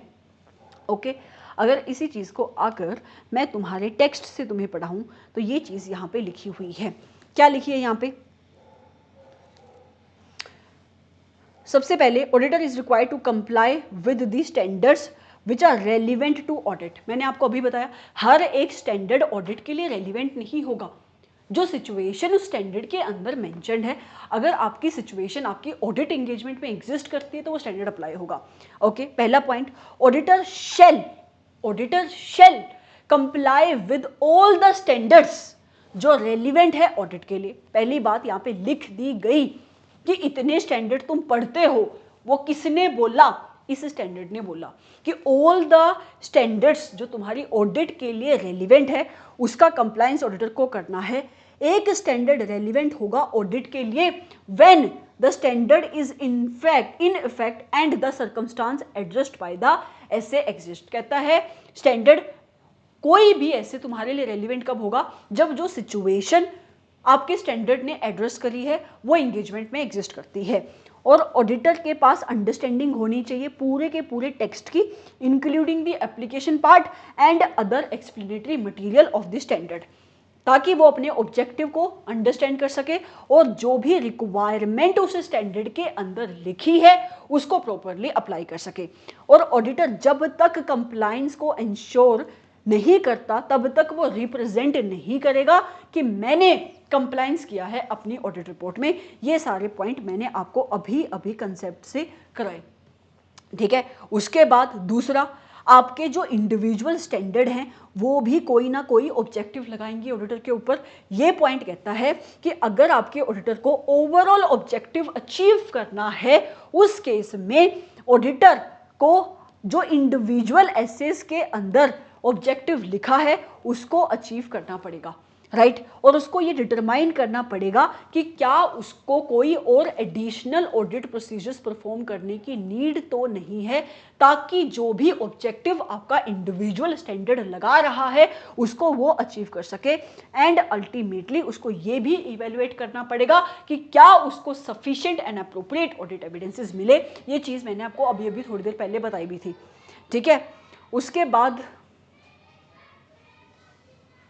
ये गड़बड़े मांगने वाले हैं हमारे घर पे। ठीक है, उसके बाद complying with the relevant requirement. ये पॉइंट क्या कहता है कि आपका ऑडिटर हर एक रिक्वायरमेंट ऑफ स्टैंडर्ड के साथ कंप्लाई करेगा, अनलेस या तो पूरा का पूरा स्टैंडर्ड ही अप्लाई नहीं होता है, या कोई पर्टिकुलर जो सिचुएशन, जो कोई स्टैंडर्ड कंडीशनल है और जो कंडीशन उस स्टैंडर्ड के अंदर लिखी है वो कंडीशन एग्जिस्ट नहीं करती। और अगर किसी सिचुएशन में आपका ऑडिटर डिपार्ट करता है आपके स्टैंडर्ड की रिक्वायरमेंट से, तो उसको एडिशनल ऑडिट प्रोसीजर्स परफॉर्म करने पड़ेंगे इस चीज़ को इंश्योर करने के लिए कि अल्टीमेटली जो भी स्टैंडर्ड का ऑब्जेक्टिव है वो अचीव हो रहा है। और अगर फॉर वट एवर रीजन्स आपका ऑडिटर अचीव नहीं कर पाता है अपने ऑब्जेक्टिव को, उस केस में ऑडिटर को इवेलुएट करना पड़ेगा कि जो इंडिविजुअल स्टैंडर्ड का ऑब्जेक्टिव है उसको ना अचीव करने की वजह से जो एसए नंबर 200 ने उसके ऊपर ओवरऑल ऑब्जेक्टिव सेट किया, क्या उसको भी वो अचीव कर पा रहा है या नहीं। अगर फेलियर है उस केस में ही has to modify his opinion या फिर उसको विड्रॉ करना पड़ेगा ऑडिट एंगेजमेंट से, राइट। उसके बाद एक पॉइंट जो मैंने वहां पे नहीं मेंशन किया वो ये है कि भाई तुम अगर नहीं अचीव कर पा रहे हो किसी स्टैंडर्ड के अंदर लिखे ऑब्जेक्टिव को, तो ये एक सिग्निफिकेंट मैटर है और इसको तुम अपनी ऑडिट डॉक्यूमेंटेशन का हिस्सा बनाओगे एज पर एसए नंबर 230। ठीक है जी, तो यहाँ तक आपका स्टैंडर्ड हुआ खत्म। आप बोलोगे खत्म कैसे हुआ, मैंने बोला आपका मेजर पोर्शन खत्म हुआ। एक क्वेश्चन अब आपका इंपॉर्टेंट क्वेश्चन रह गया, वो है इनहेरेंट लिमिटेशन ऑफ ऑडिट। लेकिन इनहेरेंट लिमिटेशन ऑफ ऑडिट को करने से पहले एक फटाफट मैं आपको थोड़ी सी समरी बता देती हूँ। इसके बाद आपका पार्ट 2 होगा एसए नंबर 210 का रिकॉर्ड, क्योंकि मुझे ये एसए नंबर 200 की रिकॉर्डिंग चाहिए इंटर वाले बच्चों के लिए भी। ठीक है, सो देयरफॉर आपको 2 पार्ट में ये वीडियो मिलेगी। एसए नंबर 210 की आपको वीडियो अलग मिलेगी, बट आपको ब्रेक लेकर साथ में ही इस क्लास को देखना है, वरना सिलेबस नहीं खत्म कर पाओगे तुम। पानी पी के आ जाना फिर देख लेना, मैं भी ब्रेक लेके ही रिकॉर्डिंग करूँगी। क्या दिक्कत हो रही पता नहीं। ओके क्या किया हमने अभी तक, एसए नंबर 200। एसए नंबर 200 क्या बोलता है, ऑडिटर का ओवरऑल ऑब्जेक्टिव बताता है कि आपका ऑडिटर जब भी ऑडिट करेगा अल्टीमेटली उसको ऑडिट को करके क्या अचीव करना है। तो स्टैंडर्ड ने बोला ऑडिटर तुम्हें क्या लेनी है, एक रीजनेबल एश्योरेंस लेनी है। तुम्हें अब चीज़ें आती हैं मेरे साथ बोलो। ऑडिटर ने, स्टैंडर्ड ने क्या बोला, ऑडिटर तुम्हें क्या लेनी है, एक रीजनेबल एश्योरेंस लेनी है। रीजनेबल एश्योरेंस किस चीज़ की, कि जो भी फाइनेंशियल स्टेटमेंट है, financial statement as a whole should be free from किससे फ्री होनी चाहिए, मटेरियल मिस स्टेटमेंट से फ्री होनी चाहिए। वो मटेरियल मिस स्टेटमेंट जो एरर से भी हो सकती हैं और जो फ्रॉड से भी हो सकती हैं। ठीक है, उसके बाद स्टैंडर्ड ने बोला कि सिर्फ इतना करने से कुछ नहीं होगा, तुम्हें रिपोर्ट बनानी है, उसकी कम्युनिकेशन करनी है। तीसरा ऑब्जेक्टिव ऐसे ने बोला कि कई बार ऐसा होगा ऑडिटर कि तुम रीजनेबल एश्योरेंस ऑब्टेन नहीं कर पाओगे। उस केस में जहां पे तुम्हें लगता है कि तुम रीजनेबल एश्योरेंस ऑब्टेन नहीं कर पा रहे और क्वालिफाइड ओपिनियन देना भी सफिशिएंट नहीं है, उस केस में तुम क्या करोगे, या तो डिस्क्लेमर इश्यू करोगे या विड्रॉ कर जाओगे ऑडिट एंगेजमेंट से। फिर ऐसे नंबर 200 ने बोला कि ऑडिटर तुम्हें कुछ रिक्वायरमेंट का कंप्लायंस करना पड़ेगा अगर तुम्हें अपने अल्टीमेट ऑब्जेक्टिव को अचीव करना है। और सबसे पहली रिक्वायरमेंट क्या थी, एथिकल रिक्वायरमेंट। फिर स्टैंडर्ड ने यह भी बोला कि ऑडिटर तुम्हें अलर्ट रह के ऑडिट करनी है, प्रोफेशनल स्केप्टिसिज्म को मेंटेन करते हुए ऑडिट करनी है। सिर्फ इतना ही नहीं, ऑडिट करते वक्त through out the audit planning and performance के टाइम पे तुम्हें प्रोफेशनल जजमेंट को यूज करना है। ऑडिट करते वक्त तुम्हें स्टैंडर्ड की रिक्वायरमेंट के साथ कंप्लाई करना है। ठीक है, अब ये जो ऑडिटर के ऊपर आपके स्टैंडर्ड ने ऑब्जेक्टिव सेट किया था क्या, कि तुझे रीजनेबल एश्योरेंस ऑब्टेन करनी है। आपके स्टैंडर्ड ने उसको क्या नहीं बोला था कि तुझे एब्सोल्यूट एश्योरेंस नहीं ऑब्टेन करनी है। और जब मैंने आपको इस स्टैंडर्ड का इंट्रोडक्शन दिया, मैंने आपको तभी रीजन बता दिया था कि आपका ऑडिटर चाह कर भी एब्सोल्यूट एश्योरेंस नहीं ले सकता। डंके की चोट पे 100% वे से ये नहीं कह सकता कि मैं गारंटी देता हूं कि फाइनेंशियल स्टेटमेंट में कोई भी गलतियां नहीं है। रीजन बीइंग ऑडिट की क्या है, इनहेरेंट लिमिटेशंस हैं। ठीक है, और 2 इनहेरेंट लिमिटेशन तो मैंने आपको बताई दी थी। सबसे पहली क्या, nature of the financial reporting. जिस टाइप की फाइनेंशियल स्टेटमेंट आपकी मैनेजमेंट प्रिपेयर करती है उसके अंदर बहुत सारे एस्टिमेट्स और जजमेंट्स इन्वॉल्व होते हैं जो आपके मैनेजमेंट के ऊपर, मैनेजमेंट की फाइनेंशियल स्टेटमेंट के अंदर एक एस्टिमेशन अनसर्टेनिटी अराइज करती हैं, जिसकी वजह से ऑडिटर 100% एश्योरेंस नहीं लेता।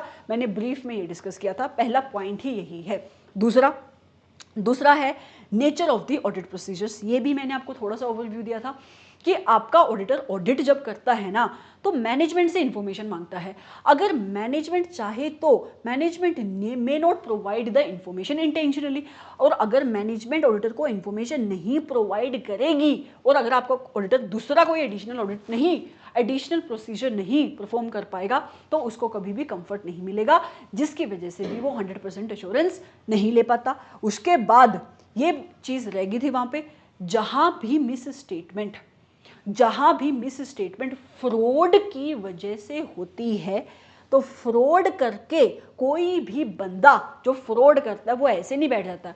फ्रॉड में टेक्निक इन्वॉल्व होती है टू कंसील द फ्रॉड, ठीक है, फ्रॉड को छुपाया भी जाता है। और कई बार आपका ऑडिटर उन टेक्निक्स को जो आपकी मैनेजमेंट ने यूज़ करी है उनको ढूंढ नहीं पाता, उनको डिस्कवर नहीं कर पाता, जिसकी वजह से उसको कंफर्ट नहीं मिलता।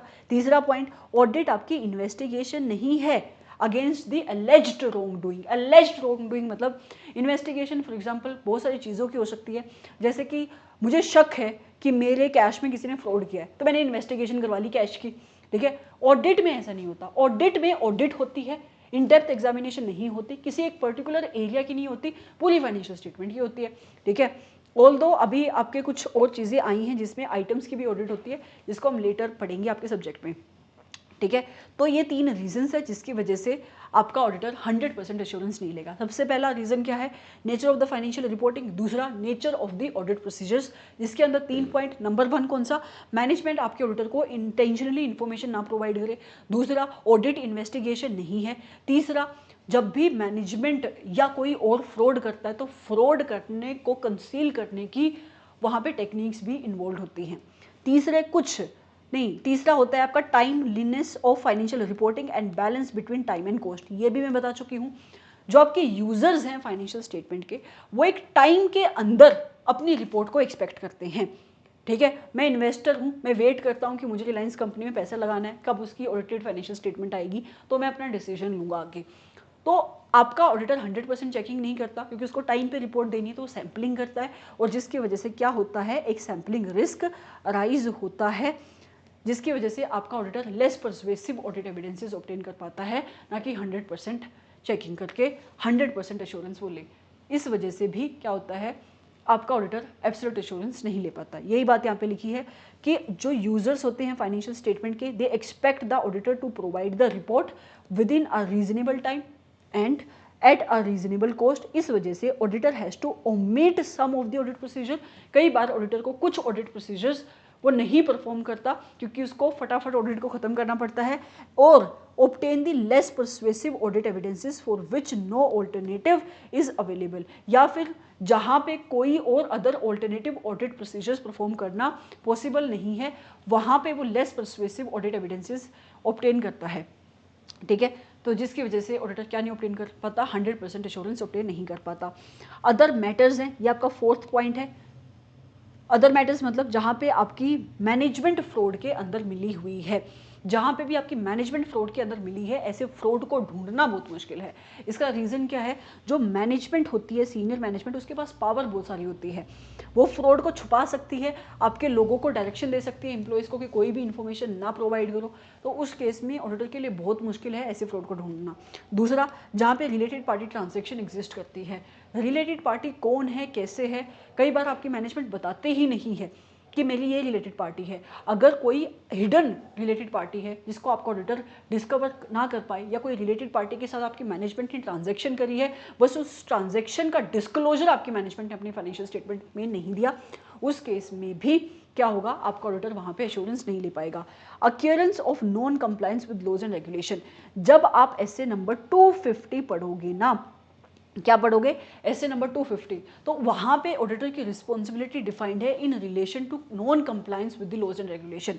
तो 2 टाइप के लॉ और रेगुलेशन किसी भी एंटिटी के ऊपर अप्लाई हो सकते हैं, एक जिसका डायरेक्ट इफेक्ट आता है और एक जिसका इनडायरेक्ट इफेक्ट आता है, ठीक है, एक जिसका डायरेक्ट इफेक्ट आता है, एक जिसका इनडायरेक्ट इफेक्ट आता है। तो एसए नंबर 250 कहता है कि वो लॉ, वो रेगुलेशन जिनका डायरेक्ट इफेक्ट पड़ रहा है on the material amount of the financial statement, उस केस में तो आपके ऑडिटर को sufficient and appropriate audit evidences collect करने हैं, अदरवाइज उसकी रिस्पॉन्सिबिलिटी नहीं है। इन ब्रीफ कहाँ पे पढ़ेंगे? एसए नंबर 250 में। तो जहाँ पे नॉन कंप्लायंस हुआ है किसी भी लॉज एंड रेगुलेशन का, उस केस में हो सकता है कि भले ही उनका इनडायरेक्ट इफेक्ट पड़ रहा है, आपका ऑडिटर उसके रिलेशन में sufficient and appropriate audit evidences collect ना करे, बट एनीवेज वो आपकी फाइनेंशियल स्टेटमेंट को इफेक्ट कर सकते हैं, राइट। उसके बाद फ्यूचर इवेंट्स एंड कंडीशन, आपका ऑडिटर हिस्टोरिकल फाइनेंशियल इंफॉर्मेशन की चेकिंग करता है। फ्यूचर में क्या होने वाला है उसको नहीं पता, कल फ्यूचर में जाकर आपकी एंटिटी के अंदर आग लग सकती है जिससे उसकी गोइंग कंसर्न अफेक्ट हो सकती है, लेकिन आपका ऑडिटर जो अश्योरेंस देता है वो हिस्टोरिकल इंफॉर्मेशन के ऊपर देता है। ऑल्दो एक और बहुत इंपॉर्टेंट पॉइंट है जो आपको ध्यान में रखना चाहिए कि आपका ऑडिटर कभी भी किसी भी एंटिटी की वायबिलिटी को लेकर कुछ नहीं बोलता, ठीक है। वो कभी भी ये एश्योरेंस नहीं देता कि एंटिटी फ्यूचर में भी चलेगी, तो ये पॉइंट वो नहीं है। ये कहता है कि कुछ ऐसी कंडीशन हो सकती हैं फ्यूचर में जो आपके एंटिटी की गोइंग कंसर्न के ऊपर इफेक्ट करते हैं, राइट, जो अभी एट प्रेजेंट नहीं है। जब आप एसए नंबर 570 पढ़ोगे तब इस पॉइंट को बहुत अच्छे से समझ पाओगे। तो ये आपका एसए नंबर 200 था। अगर मैं आपको इनहेरेंट लिमिटेशन आके दिखाऊं तो यही इनहेरेंट लिमिटेशन यहाँ पे लिखी हुई है। पहला पॉइंट क्या है?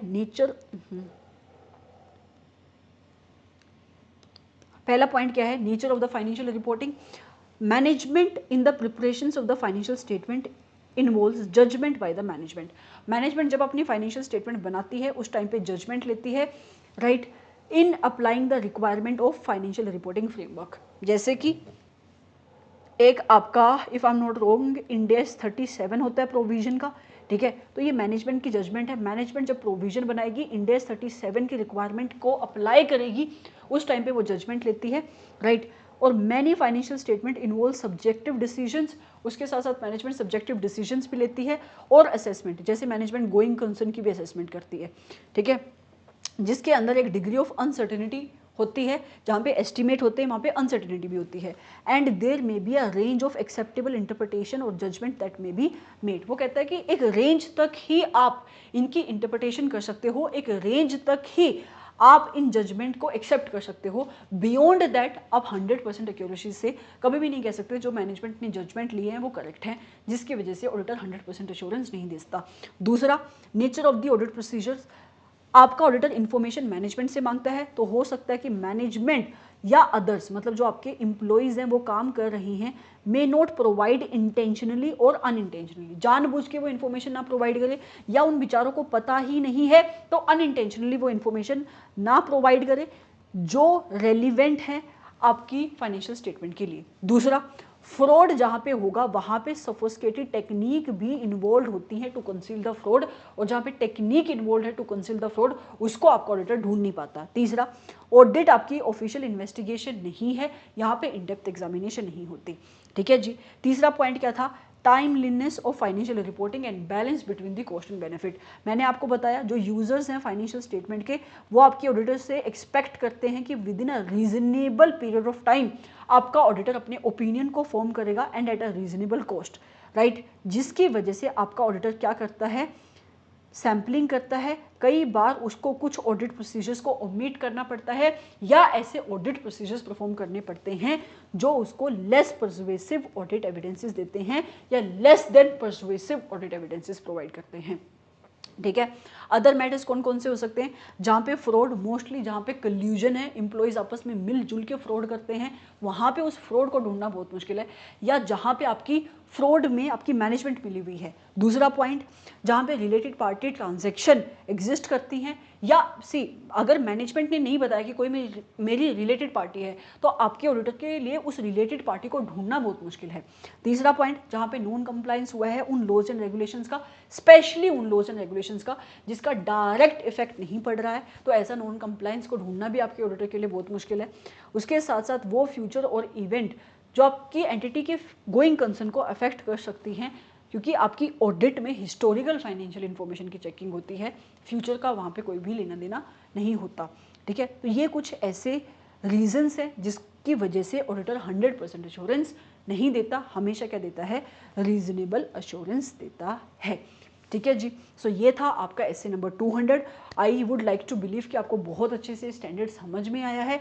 इसके बाद we will move forward to SA number 210 जो आपके पार्ट 2 ऑफ दिस लेक्चर में मिलेगा। पार्ट 2 है बट आपको एक ही साथ इस लेक्चर को देखने की कोशिश करनी है। ठीक है जी। So let's move to part number 2 but after a break.